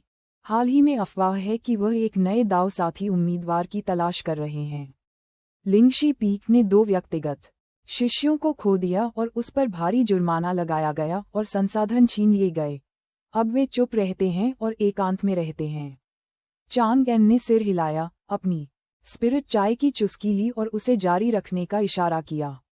आंतरिक संप्रदाय की कुल 8 चोटियां हैं, प्रत्येक शिखर भगवान छठे दायरे शून्य शोधन चरण पर है। महामहिम डायनियन पीक का नेतृत्व लॉर्ड किंगली द्वारा किया जाता है, जो संप्रदाय नेता की पीढ़ी के असाधारण शिष्यों में से एक हैं। वह स्वाभाविक रूप से अगले संप्रदाय नेता के लिए एक मजबूत दावेदार है, और अब जब वरिष्ठ सिस्टर हुआ संत बन गई है, तो उसे और भी अधिक लाभ प्राप्त हुआ है। इधर धनिया ने भरी। वे कहते हैं कि हमारा हिहुआन संप्रदाय 8वें क्षेत्र के क्लेश पारगमन चरण के महान विशेषज्ञों को पैदा करता था, लेकिन सबसे हाल ही में हजारों साल पहले निधन हो गया। ये सब 1 लाख साल पहले अमर क्षेत्र के पतन के कारण है, जिसने लिंगयुआन महाद्वीप पर बाद के सभी क्लेश पारगमन विशेषज्ञों को फंसा दिया और आरोहण को असंभव बना दिया। चाहे किसी की समझने की क्षमता या आध्यात्मिक जड़ कितनी भी अच्छी क्यों न हो, अमरता पहुंच से बाहर थी। अंत में वे केवल निराशा में ही खत्म हो सकते थे। पिछली कुछ सहस्राब्दियों में हमारे हिहुआन संप्रदाय ने कई होनहार प्रतिभाएं पैदा कीं जो क्लेश पारगमन तक पहुंच सकती थीं, लेकिन दुर्भाग्य से वे 10,000 साल पहले अमर जानवर टुंटियन आपदा में फंस गए। चांगेन चुपचाप सुनता रहा। उन्हें भी इस महान घटना के बारे में पता था। उस अमर जानवर टुंटियन ने अमर क्षेत्र का अंतिम जीवित प्राणी होने का दावा किया था। ऐसा माना जाता है कि यह 1 लाख साल पहले महान युद्ध के दौरान लिंगयुआन महाद्वीप में गिर गया था और किसी गुप्त क्षेत्र में बेहोश पड़ा था। लगभग 10,000 वर्ष पहले ही यह बमुश्किल जागृत हुआ था। तेजी से ठीक होने के लिए टुंटियन ने हर जगह जीवित प्राणियों को निगलने की अपनी जन्मजात दैवीय क्षमता का उपयोग किया। इसने लिंगयुआन महाद्वीप में एक खूनी तबाही मचा दी। अंत में 5 बुजुर्गों के सभी क्लेश पारगमन विशेषज्ञ, प्रत्येक बॉडी इंटीग्रेशन और शून्य शोधन विशेषज्ञ के साथ मिलकर इसे ब्लड सिंकिंग माउंटेन रेंज में सील करने के लिए शामिल हो गए। उस लड़ाई के बाद पूरे खेती जगत को विनाशकारी नुकसान हुआ। 7वें और 6ठे क्षेत्र के अनगिनत विशेषज्ञ नष्ट हो गए। निम्न और मध्यम स्तर के किसानों का तो जिक्र ही नहीं किया गया, जो आपदा में गायब हो गए। यहाँ तक कि पवित्र आत्मा साम्राज्य के 9 पूंछ वाले दानव संत भी गंभीर रूप से घायल हो गए थे और अभी तक ठीक नहीं हुए हैं। इतिहास इसे स्वर्ग निगलने वाली आपदा के रूप में दर्ज करता है। अध्याय 97। जल्दी करें और एक हिस्सा साझा करें। जबकि धनिया ने चांगएन के लिए चाय डालना और स्पिरिट फल पेश करना जारी रखा, वह आगे बोली। संक्षेप में, उस आपदा के दौरान हिहुआन संप्रदाय ने कई उच्च स्तरीय कृषकों को खो दिया, जिन्हें क्लेश पारगमन चरण पर आक्रमण करने की आशा थी, और संप्रदाय अभी भी उबर नहीं पाया है। हालांकि लेडी किंगली को स्वर्ग का आशीर्वाद प्राप्त है और वह युवा होते हुए ही शून्य शोधन चरण में पहुंच गई, क्योंकि संप्रदाय अभी भी मानता है कि वह 8वें दायरे में प्रवेश नहीं कर सकती। बेशक किसी और के लिए संभावनाएं अधिक नहीं हैं। संप्रदाय नेता के रूप में कौन सफल होगा यह अभी भी अस्पष्ट है। सबसे अधिक संभावना है कि यह इस बात पर निर्भर करेगा कि कौन पहले बॉडी इंटीग्रेशन स्टेज तक पहुंचता है। फिर भी हाल ही में संतेस से कई लोगों ने बड़ी उम्मीदें लगाई हैं। 21 साल की उम्र में उनकी उपलब्धियां पहले से ही लेडी किंगली की उपलब्धियों से कहीं अधिक हैं। दोहरी खेती के लिए उसके साथ एक दाव साथी के साथ उसके संप्रदाय का अगला क्लेश पारगमन पावरहाउस बनने की संभावना बहुत अधिक है। इसीलिए ऐसा कहा जाता है कि संत के अस्तित्व से लेडी किंगली को संप्रदाय नेता के रूप में सफल होने में काफी मदद मिल सकती है। लेडी किंगली और संत बहुत करीब हैं। अफवाह ये है कि एक बच्चे के रूप में उन्हें संप्रदाय में लाने के बाद किंगली ने उन्हें अपने जैसा माना और उनके पालन पोषण में बहुत प्रयास किए। चांगएन ने एक पल के लिए सोचा। हुआ ये कि बातचीत से वह बता सकता था कि वह वास्तव में किंगली से प्यार करती थी, जो उसके लिए शिक्षक और माँ दोनों थी। भविष्य में किंगली हिहुआन संप्रदाय का नेतृत्व कर सकते हैं, लेकिन हुआ ये के पास संप्रदाय नेता बनने की और भी अधिक संभावना थी, और उसने आज सुबह ही इस भावी संप्रदाय नेता की पीठ में छुरा घोंपा था। अपने भटकते विचारों को वापस खींचते हुए चांगएन ने चुपचाप सोचा। ऐसा लगता है कि डियानियन पीक हिहुआन संप्रदाय के भीतर उनका आधार है। शत्रुतापूर्ण गुट स्वाभाविक रूप से लिंगशी पीक होगा। मुझे लिंगशी पीक के बारे में बताओ। चांगएन ने अपनी नज़र धनिया की ओर उठाई और उसके द्वारा दिया गया एक और स्पिरिट फल ले लिया। लड़की फल को सीधे उसके मुंह में डालने की कोशिश कर रही थी, जिसमें उंगलियां भी शामिल थीं। जब चांगएन ने इनकार कर दिया तो उसने इसे अपने मुंह में डाल लिया। धनिया की हरकतों को उसकी आकर्षक निगाहों के साथ देखकर चांगएन को अजीब लगा। वह जानती थी कि वह संतेश का दाव साथी था, फिर भी उसने छेड़खानी की। क्या ये दुस्साहसिक वासना थी या जानबूझकर की गई जांच? वह नहीं बता सका। ये देखकर कि वह स्थिर रहा, धनिया निराश हो गई और केवल जारी रख सकी। लिंगशी पीक के शिखर स्वामी लियू जी भी शून्य शोधन चरण में हैं। उनके मूल रूप से 5 शिष्य थे। संत के खिलाफ साजिश रचने के बाद 2 की मृत्यु हो गई। बाएं बचे 2 सबसे युवा लोग अभी अभी फाउंडेशन प्रतिष्ठान पहुंचे हैं और उन्हें कोई खतरा नहीं है। लेकिन लिंगशी पीक के वरिष्ठ शिष्य ज़ैड ज़िथिर पहले से ही एक नवजात सोल कल्टीवेटर हैं। उनका दाव साथी पुर्गेटरी हॉल का जियो तियायो है, जो कोंगमिंग हॉल की वर्तमान प्रतिभाओं में से एक है। नवजात आत्मा भी शब्द ये है कि वह बेहद शक्तिशाली है। चांगएन ने चुपचाप सुना, फिर पूछा, वह कोंगमिंग डेमन हॉल से है? कोई संत नहीं है? नहीं। हालांकि जियो तियान्यू को एक विलक्षण व्यक्ति के रूप में प्रतिष्ठित किया जाता है और वह युवा अवस्था में ही नवजात आत्मा तक पहुंच गया। वह ज्यादातर दोहरी खेती के माध्यम से आगे बढ़ा। उसकी जन्मजात योग्यता शायद पर्याप्त नहीं है। कहा जाता है कि कोंगमिंग हॉल के संत नवजात आत्मा पूर्णता पर हैं और आत्मा परिवर्तन के कगार पर हैं। लेकिन बेली क्विंगहुई बहुत छोटी हैं, इसलिए स्पष्ट रूप से उनकी आध्यात्मिक जड़ और समझ बेहतर है। जहां तक उनकी संतेश का सवाल है, ठीक है, बहुत कम जानकारी है। यहाँ तक कि कोंगमिंग हॉल के अंदर भी कुछ लोगों ने उन्हें देखा है। अफवाहें कहती हैं कि जब भी संत बाहर दिखाई देते हैं तो वह एक आत्मा पैटर्न कठपुतली शरीर का उपयोग करती हैं और बेहद कम प्रोफाइल रखती हैं। चांगएन को अपने संत या संतनी की परवाह नहीं थी। उन्होंने बस जियो तियान्यू नाम दर्ज किया। आगे सोचने के बाद और पूछने के लिए कुछ नहीं मिलने पर उसने अपना हाथ झटक दिया और मेज पर एक मिड ग्रेड स्पिरिट स्टोन छोड़ दिया। धन्यवाद। इसके साथ ही उन्होंने यू याओ पर एक नज़र डाली, जो मंच से लगातार देखती रही, फिर उठी और नीचे की ओर चली गई। धनिया ने स्पिरिट स्टोन को घूरकर देखा, ये पूछने के लिए प्रलोभित हुई कि क्या वह इसे किसी खाने योग्य चीज से बदल सकती है, लेकिन अंत में उसकी हिम्मत नहीं हुई। उसने पत्थर जेब में रखा, उस लंबे व्यक्ति के पीछे पीछे पहली मंजिल तक गई और अनिच्छुक आंखों से उसे जाते हुए देखा। तुरंत ही साथी शिष्यों की भीड़ ने उन्हें घेर लिया, यहाँ तक कि सिस्टर होंग भी मस्ती में शामिल हो गईं। धनिया, यंग मास्टर ने कपड़े क्यों बदले? तुम दोनों इतनी देर तक वहाँ थे, क्या तुमने उसे खाया? हमें जल्दी बताओ, उसका स्वाद कैसा है? स्वाद की परवाह मत करो, जल्दी करो और खाओ।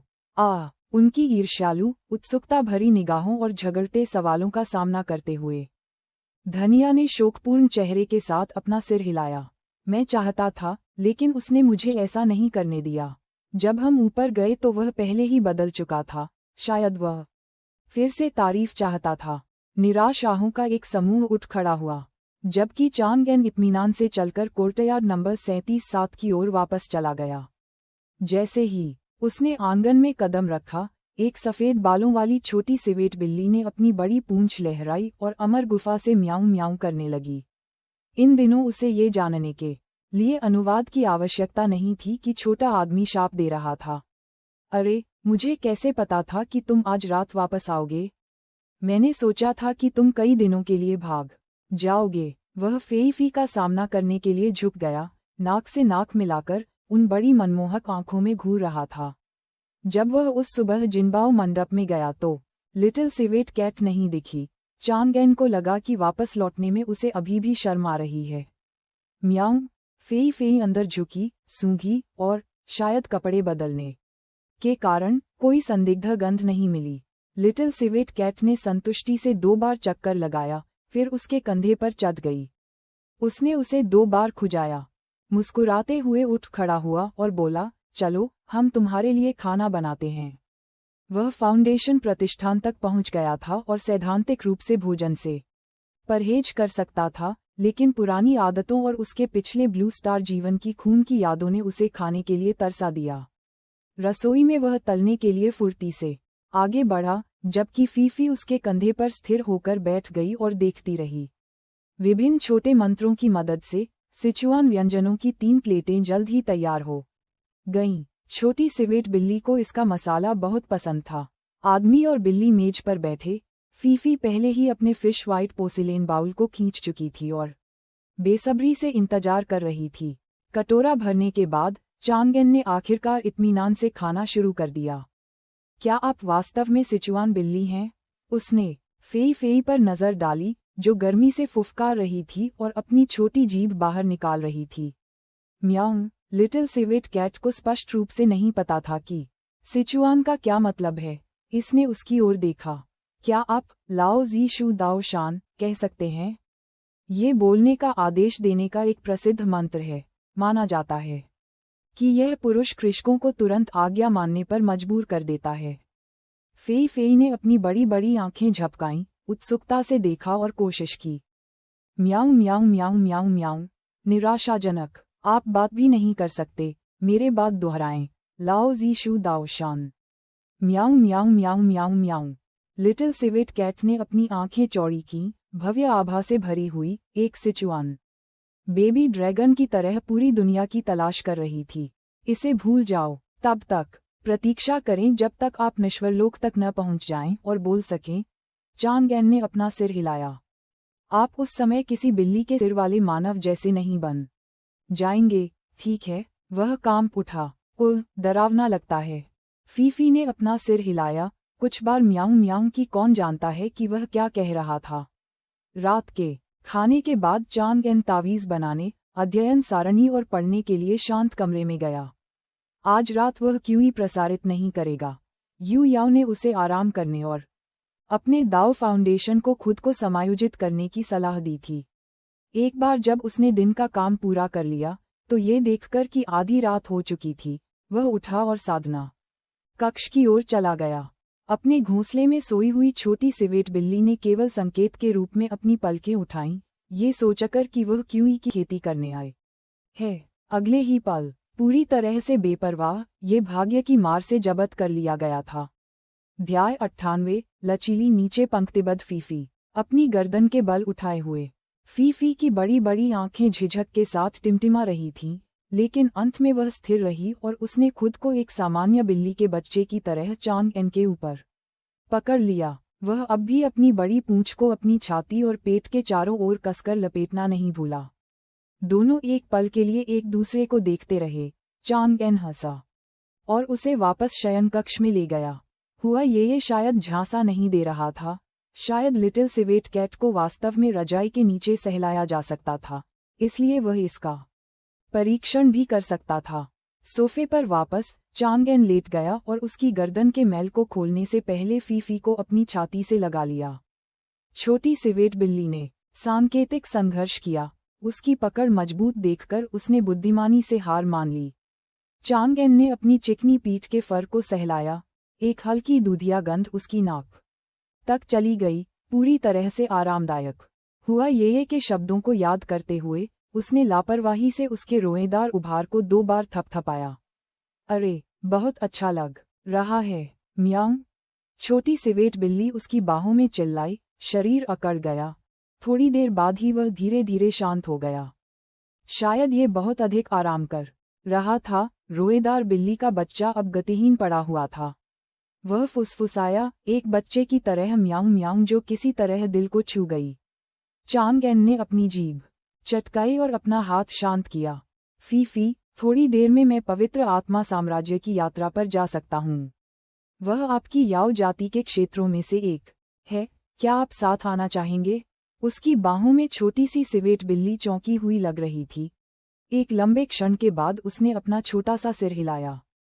कोई चिंता नहीं। यदि आप नहीं जाना चाहते हैं तो बस फुवान मार्केट टाउन में रुकें।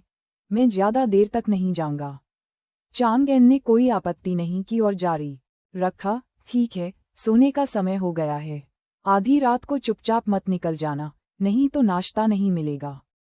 उस धमकी के साथ उसने संतोषपूर्वक अपनी आंखें बंद कर लीं। सुबह होने पर चांगेन सहज रूप से अपनी उंगलियों को निचोड़ते हुए उठा। नर्म बाल और नींद भरी म्याऊं ने उसे बताया कि लिटिल सिवेट कैट भाग नहीं गई थी। फेई फी की निचली रेखा वास्तव में जितना उसने सोचा था उससे कम थी। हुआ ये ने झूठ नहीं बोला था। लिटिल व्हाइट फ्लावर वास्तव में व्यवहार संशोधन के लिए एकदम सही सहायता थी। उसने अपनी आंखें खोलीं, सोते हुए बिल्ली के बच्चे के मनमोहक चेहरे को देखकर मुस्कुराया और जानता था कि उसने छोटे साथी के लिए एक बिल्कुल नया शौक खोल दिया है।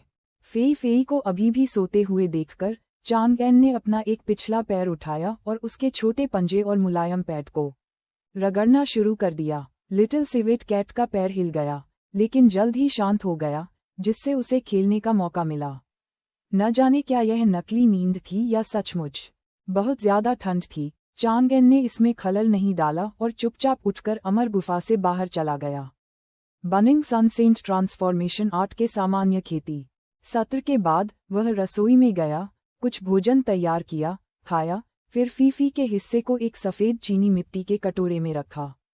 तभी वह अगले दरवाजे यू याओ के घर की ओर चला गया। उसका सौम्य अभिवादन सुनकर उसने याओ याओ के रंग का अध्ययन किया। ये सामान्य हो गया था। वह अब ठीक थी। मैं ठीक हो गया हूँ, मुझे एक और उपचारात्मक धुन बजाने दो, यू याओ ने धीरे से कहा। कोई ज़रूरत नहीं, मैंने एक दोस्त यान यू से पूछा, उसने कहा कि वह आज एक औषधीय गोली देगी। चांग एन नहीं चाहती थी कि उसकी दिव्य आत्मा को फिर से नुकसान पहुंचे। कल रात उसने फ्लाइंग स्वॉर्ड संदेश द्वारा यान यू से संपर्क किया था और वह तुरंत एक पुनर्स्थापनात्मक गोली खोजने के लिए सहमत हो गई थी। उन्होंने अपने भंडारण रिंग से प्राचीन जिथेर लिया, इसे मेज पर रखा और आज का संगीत पाठ शुरू किया। जिनबाओ मंडप, हल्की सी दस्तक और दुकान सहायक की याद सुनकर चांगएन नहीं रुका। उसने उन्हें प्रतीक्षा करने के लिए कहते हुए ध्वनि संदेश भेजा, फिर क्लर्क के कदमों की आहट सुनी। उसने कुछ और मिनटों का काम किया, सब कुछ खत्म किया, फिर एक आकस्मिक लहर के साथ वस्तुओं को अपने भंडारण रिंग में संग्रहीत किया और कमरे से बाहर चला गया। शीर्ष मंजिल के वीआईपी लाउंज में जिन युआन और यान यू उसका इंतजार करते हुए बातचीत कर रहे थे। भाई चांग, खेती की खबर आधिकारिक तौर पर आज सामने आई। हमें 1 या 2 दिन में प्रतिक्रिया पता चल जाएगी, जिन युआन ने खोला। अच्छा, ये अंधे छल्ले कैसे आ रहे हैं? निश्चिंत रहें, उनका काम पूरा हो गया है, ओवरटाइम काम कर रहे हैं। अन्य शाखाओं में बहुत अधिक नहीं है। मैंने उनमें से अधिकांश को यहाँ फुवान मार्केट टाउन में महामहिम संत के लिए एकत्रित किया है। चांगएन ने जिन युआन की क्षमता की बहुत प्रशंसा की। इतने कम समय में गोपनीयता बनाए रखते हुए इतनी सारी ब्लाइंड रिंग बनाना कोई छोटी उपलब्धि नहीं थी। उसने मेज थपथपाए। ठीक है, कार्रवाई अधिग्रहित दिन से शुरू होती है। अन्य शाखाओं में हम जोर जोर से बोल सकते हैं, लेकिन यहाँ फुआन मार्केट टाउन में हम अभी कम प्रोफाइल रखते हैं। बहुत अधिक भीड़ वाले खरीदार योजना को बाधित कर सकते हैं। एक बार जब बड़ी बहन 1 लाख से अधिक खर्च कर देती है, उसकी खर्चीली प्रतिष्ठा फैल जाती है और उसका लक्ष्य पूरा हो जाता है, तो हम आधिकारिक तौर पर 144 यूनिट छोटा चेस्ट सेट और 720 यूनिट बड़ा चेस्ट सेट लॉन्च करेंगे। फिर हम एक बड़ा प्रचार चलाएंगे, इसे छाया रिकॉर्डिंग पत्थरों के साथ रिकॉर्ड करेंगे और खेती समाचार में प्रकाशित करेंगे। यान यू ने अपने होंठ भींचे और बुदबुदाया, दिन मिल गया, फिर मैं भी आऊंगा और खरीदूंगा। उनमें से 1 करोड़ टिल्डा। चांगएन ने उदासीनता से सिर हिलाया। मुझे आश्चर्य है कि क्या आपने सीनियर सिस्टर के लिए जो योजना बनाई है वह सफल होगी। यान यू ने अपनी ठुड्डी को अपने हाथ पर रखते हुए बुदबुदाया। पिछली नीलामी के बाद चांगएन ने ब्लाइंड रिंग्स की उत्पत्ति के बारे में बताया था। तभी यान जियाओकी को एहसास हुआ कि उसकी वरिष्ठ बहन का रिश्ता उसके साथ क्यों आगे बढ़ गया था। तो बड़ी बहन ने उसे छोड़ दिया और अकेले खाना खाने के लिए चुपचाप बाजार चली गई। एक पत्नी इसे सहन कर सकती है, लेकिन क्यों ही नहीं। और यह सोचने के लिए कि मैंने आपकी बहुत प्रशंसा की और आपका आदर किया। एक दिन मैं चांगएन को उसके सामने ही सबक सिखाऊंगा। गुस्से में यान यू का छोटा चेहरा लाल हो गया और उसने अपनी मुठियां भींच लीं। चांगएन अभी भी इस बात से अनजान है कि वह किसी का सहारा बनेगा। उसने सहजता से उत्तर दिया, आराम करो, हमने इतनी लंबी योजना बनाई है कि यह फुल प्रूफ है। मैंने पहले ही सीनियर सिस्टर से सही दर्शक चुनने के लिए कहा है। जिन युआन को अचानक कुछ याद आया और उन्होंने मेज पर 20 हाई ग्रेड स्पिरिट स्टोन्स रख दिए। काओ परिवार का मुआवजा आ गया। ये 2 लाख आपका है। चांग एन संतुष्ट था। हाल ही में उसने अच्छी खासी रकम कमा ली थी, जो फाउंडेशन की स्थापना के बाद उसकी स्पिरिट स्टोन की जरूरतों को पूरा करने के लिए पर्याप्त थी। उसने लापरवाही से उनमें से 14 को यान यू की ओर सरका दिया। तुम्हें वापस भुगतान कर रहा हूँ, उस रात के लिए धन्यवाद। नहीं, मैंने कहा कि वह रात मेरे लिए दावत थी। भाई चांगएन, आप बहुत विनम्र हैं। यान यू का छोटा सा चेहरा झुक गया। मैं कभी सहमत नहीं हुआ। उन्हें ले जाओ, नहीं तो अगली बार मैं तुम्हारे पास नहीं आऊंगा। उसका दृढ़ स्वर सुनकर यान यू सहज रूप से पीछे हट गया, चिल्लाया और आज्ञाकारी रूप से पत्थरों को जेब में रख लिया। लेकिन फिर उसने एक ब्रोकेड बॉक्स उसकी ओर बढ़ाया। यह वह गोली है जो आप चाहते थे। यदि आप मुझे स्पिरिट स्टोन्स दोबारा देंगे तो मैं इसे नहीं सौंपूंगा। टिल्डा कीमिया कबीले के योग्य चांगएन को राहत महसूस हुई। उनकी दाओ फाउंडेशन की समस्या आखिरकार हल हो गई। उसने उसे धन्यवाद दिया और अमूल्य शीर्ष श्रेणी की गोली रख दी। यान जियाओकी की आंखें तुरंत अर्धचंद्राकार हो गईं। जैसे ही उसके मन में एक नया विचार आया, उसकी निगाहें घूम गईं। चूंकि भाई चांगएन स्पिरिट स्टोन स्वीकार नहीं करेगा, मैं उसे औषधीय गोलियां दे सकता हूँ। बाद में मैं गुप्त रूप से जिन युआन से पूछूंगा कि वह आमतौर पर कौन सी गोलियां खरीदता है। चांगएन ने कुछ और विवरणों पर चर्चा की, फिर यान यू की ओर रुख किया। इन 2 बार मदद के लिए धन्यवाद। मैं जानता हूं कि आपके पास स्पिरिट स्टोन्स या जादुई खजाने की कमी नहीं है। चूंकि पिछली बार आपको ये पसंद आया था, इसलिए मैंने आपके लिए एक छोटा सा उपहार तैयार किया है। इसके साथ ही उसने लापरवाही से अपना हाथ हिलाया। अध्याय 99, वरिष्ठ बहन का मिशन।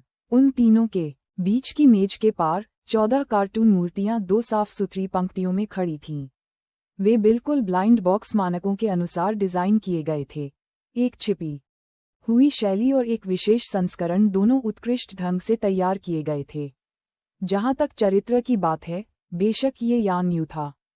चांगएन, जिसने दयालुता का बदला चुकाया और हिसाब बराबर किया, ने पहले ही अपना धन्यवाद दिखाने का फैसला कर लिया था।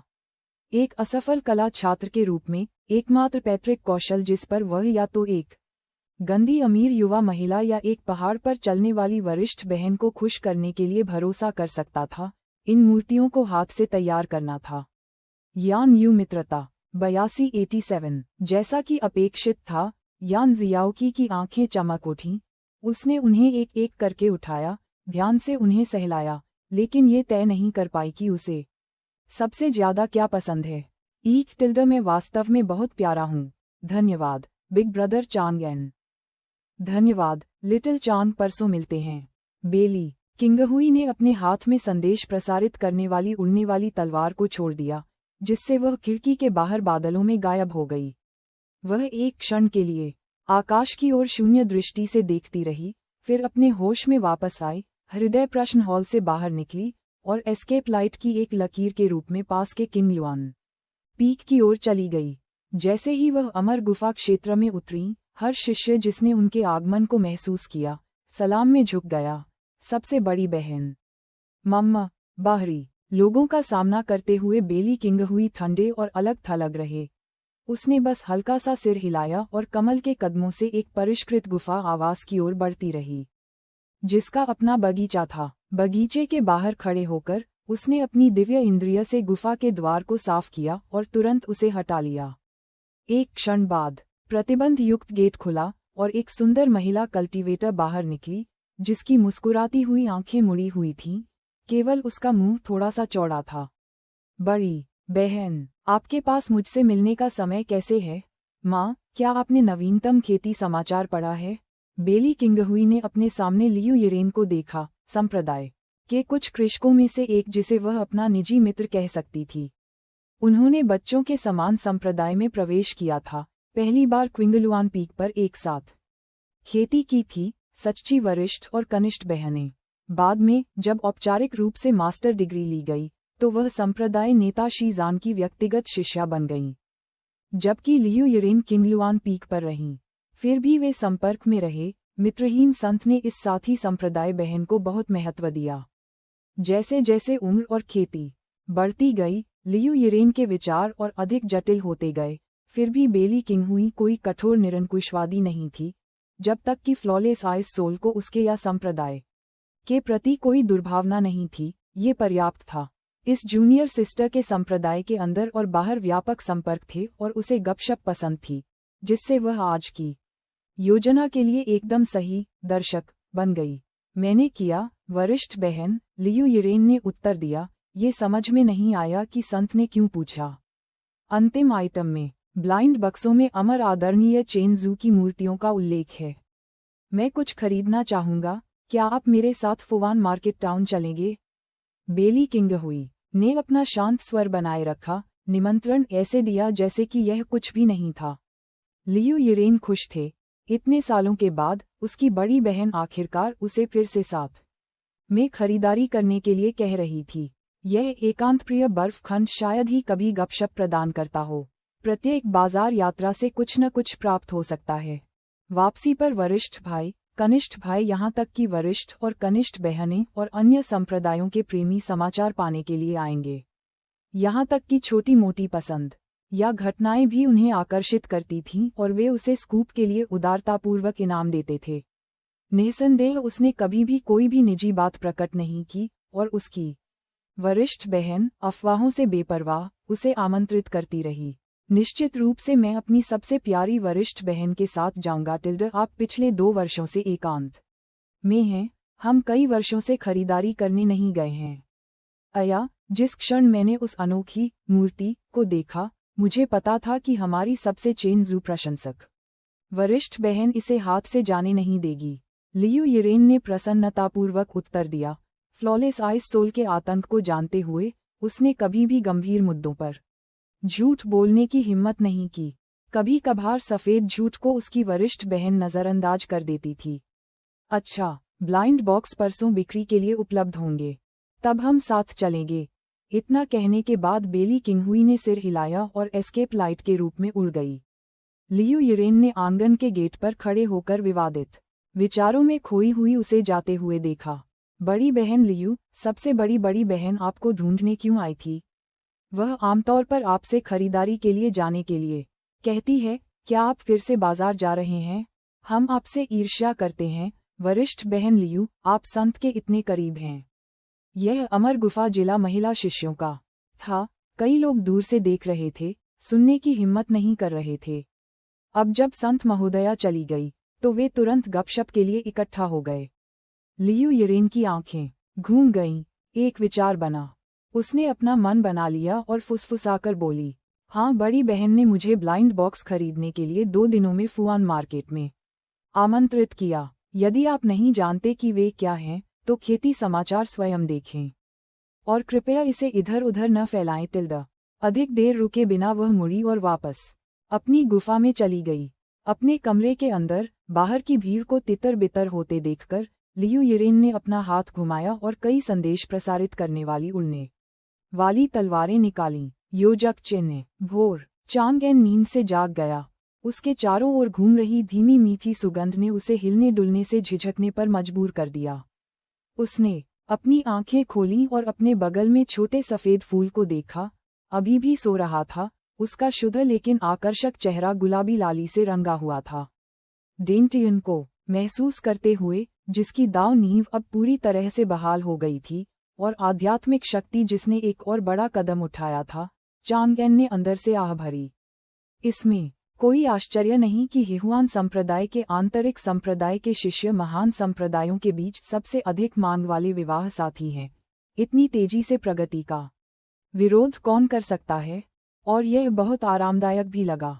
बेशक, हुआ ये के अनुसार हिहुआन संप्रदाय के इतिहास में उनकी प्रगति की दर बेहद दुर्लभ थी, शायद अभूतपूर्व। मुख्य कारण उनके पवित्र शरीर में निहित है। धधकते सूरज का पवित्र शरीर लिंग्युआन महाद्वीप के इतिहास में केवल अस्पष्ट रूप से दर्ज किया गया था, जिसका कोई ठोस उदाहरण नहीं था। ये प्राचीन युग की किंवदंतियों से संबंधित था। The blazing sun sacred body और हुआ ये की शीर्ष स्तरीय मून सेक्रेड बॉडी स्वर्ग में बनी जोड़ी थी। न केवल खेती की दक्षता बढ़ी, बल्कि उनके शरीर को भी बहुत लाभ हुआ। चांगएन समझ सकता था कि उसका बॉडी रिफाइनिंग क्षेत्र चुपचाप आगे बढ़ रहा था। ज्यादा तो नहीं, लेकिन इसके लिए किसी प्रयास की आवश्यकता नहीं थी। क्यूई को प्रशिक्षित करने के दौरान बॉडी रिफाइनिंग स्वचालित रूप से आगे बढ़ी, ये याद करते हुए कि उसे आज भी सीनियर सिस्टर की खर्च बचाने की योजना को पूरा करना है। चांगएन ने देरी नहीं की, वह चुपचाप बिस्तर से उठ गया। हुआ ये ने उसे नहीं रोका और सोता रहा। नए वस्त्र पहनकर चांगएन ने शयन कक्ष पर किसी का ध्यान नहीं गया। सामान्य बॉडी रिफाइनिंग और नाश्ते की तैयारी के बाद वह यू याओ के साथ किन का अभ्यास करने के लिए बाहर निकलने ही वाला था। तभी आधी नींद में लिटिल सिवेट कैट भोजन की सुगंध का पीछा करते हुए खेती कक्ष से बाहर चली गई। फेई फेई उदासीन लग रही थी, कल रात उनके शोर से स्पष्ट रूप से परेशान थी। अथक चांगएन को देखकर, जो पूरी रात रोमांस करता रहा, लिटिल सिवेट कैट ने शाप देने के लिए अपना मुंह खोला, फिर किसी कारण से रुक गई। इसने एक पल के लिए चांगएन के डेंटियन को घूरकर देखा और कुछ नहीं कहा। उस पर बढ़ती सुप्रीम यांग क्यूई को सूंघा, फिर मुड़ गया और उसे अनदेखा करते हुए सीधे रसोई में चला गया। इससे चांगएन की उसे पकड़ने और पीछे से थपथपाने की योजना विफल हो गई। उसने अपना सिर हिलाया और यू याओ के साथ किन का अभ्यास करने चला गया। उसे आज जल्दी करनी थी और जल्दी काम खत्म करना था ताकि वह जिनबाओ पवेलियन में अपना पद ग्रहण कर सके। यह एक शानदार विचार था जिसे वह अंततः लेकर आया। सीनियर सिस्टर का मिशन विफल नहीं हो सका। अध्याय 100। वह झंडा नहीं उठाना चाहिए था। चांगएन ने सीधे जिनबाओ मंडप की ओर अपना रास्ता बनाया। जैसा कि अपेक्षित था, जिन युआन ने इसे व्यापक रूप से प्रचारित नहीं किया था। बाहर ग्राहकों का प्रवाह सामान्य से अलग नहीं था। ब्लाइंड रिंग्जर ने केवल भूतल पर कब्जा कर लिया। खूबसूरती से पैक किए गए ब्रोकेड बक्से अलमारियों में भरे हुए थे। केवल एक ही नमूना प्रदर्शन पर था, वही जो खेती समाचार में दिखाया गया था। ये स्वीकार करना होगा कि जिनबाओ पवेलियन के ग्राहक अधिकतर संपन्न थे। बीच बीच में अन्य सामान खरीदने वाले खरीदार भूतल पर रुक जाते थे।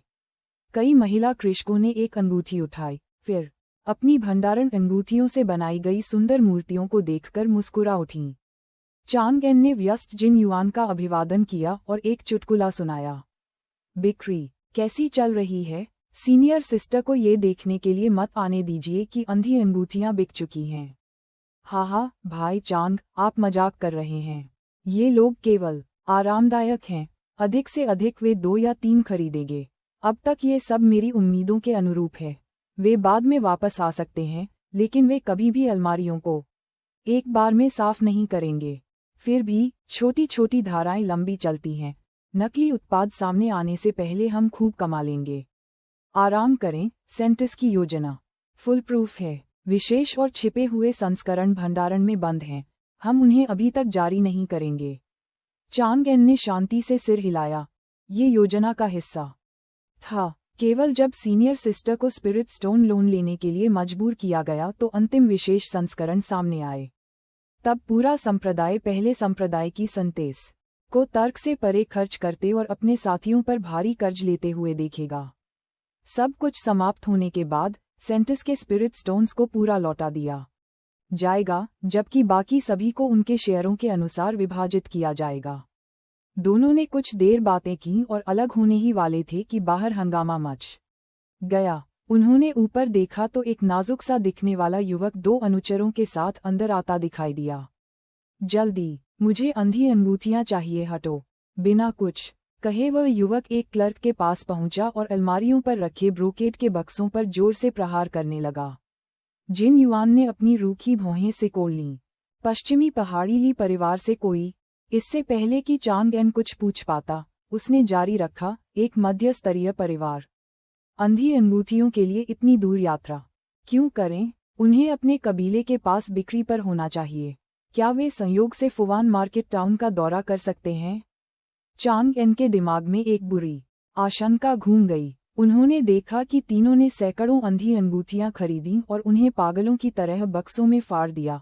फिर भी उन्हें बढ़ती बिक्री की कोई खुशी महसूस नहीं हुई। अंधा छल्ले कहाँ हैं? मेरे लिए 50। प्रवेश द्वार से एक और दहाड़ सुनाई दी। चांगएन ने मूंछ वाले हल्क को देखा, जो तुरंत परिचित काले शिष्य के वस्त्र को पहचान गया और अवाक रह गया।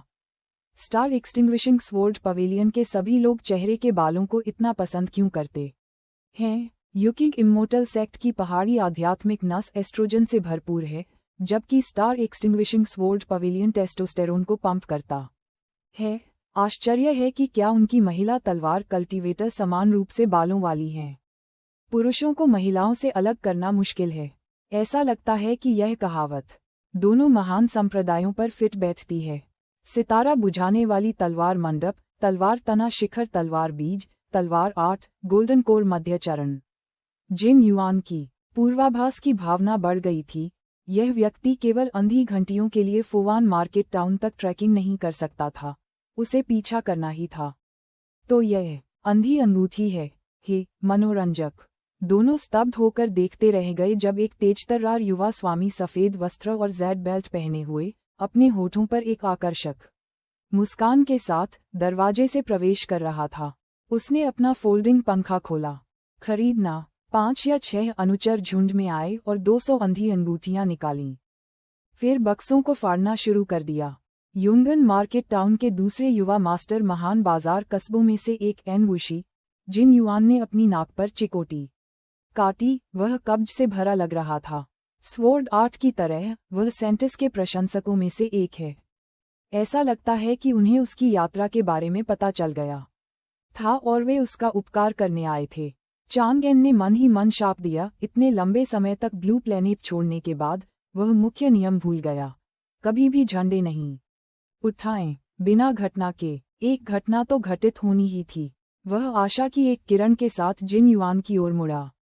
अभी भी कुछ और राउंड के लिए पर्याप्त ब्लाइंड रिंग्स भंडार में है ना?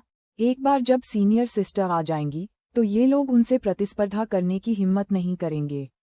जब एक और भीड़ प्रवेश द्वार से आए तो मोटे आदमी ने जवाब देने के लिए अपना मुंह खोला। लोगों के समूह ने स्पिरिट स्टोन्स की ब्रांडिंग की और अलमारियों को साफ किया, जिससे हर क्लर्क व्यस्त रहा। जिन युआन का चेहरा गंभीर था। अब और नहीं। चांगेन दोनों जानते थे कि दिन बर्बाद हो गया। योजना पूरी तरह से बर्बाद हो गई थी। वे ये दावा नहीं कर सकते थे कि वे बिक गए थे और बेली किंगहुई के आने के बाद दोबारा स्टॉक कर लेंगे। ये बहुत स्पष्ट होगा।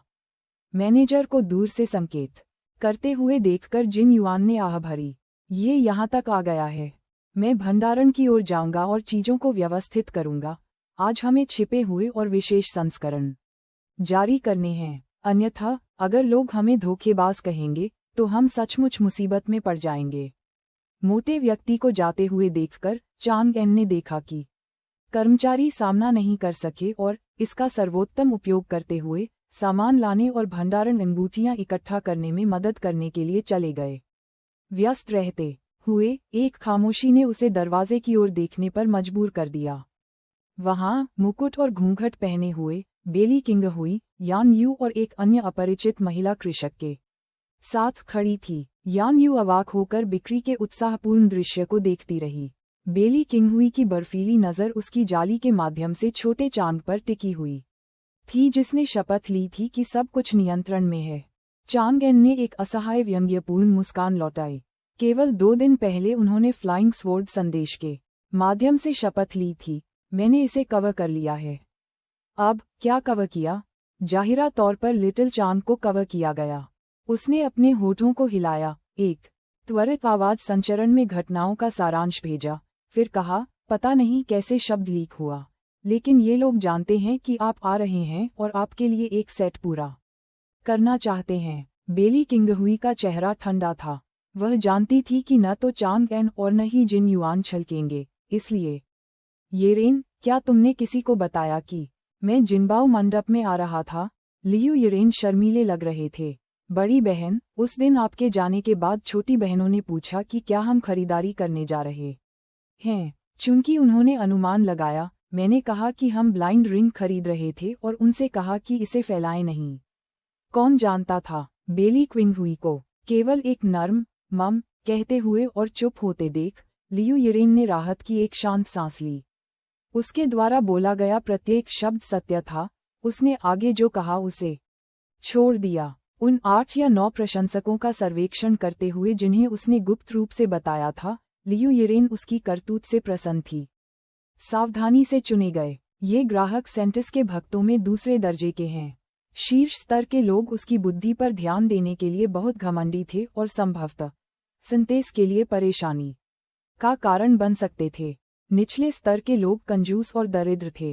हंस के मांस की लालसा रखने वाले ये भ्रमित टोड एकदम सही थे। हर बार वे उसे एक अच्छी रकम देते थे। लियू यूरेन ने बेली क्विंगहुई पर एक नज़र डाली। उसके स्वभाव को जानने के बाद उसे यह अजीब लगा। आमतौर पर बर्फीले ब्लॉक को इच्छाधारी प्रेमी द्वारा परेशान किया जाना नापसंद था, तो आज ऐसा क्यों लगा जैसे बड़ी बहन इतनी गुस्से में नहीं थी।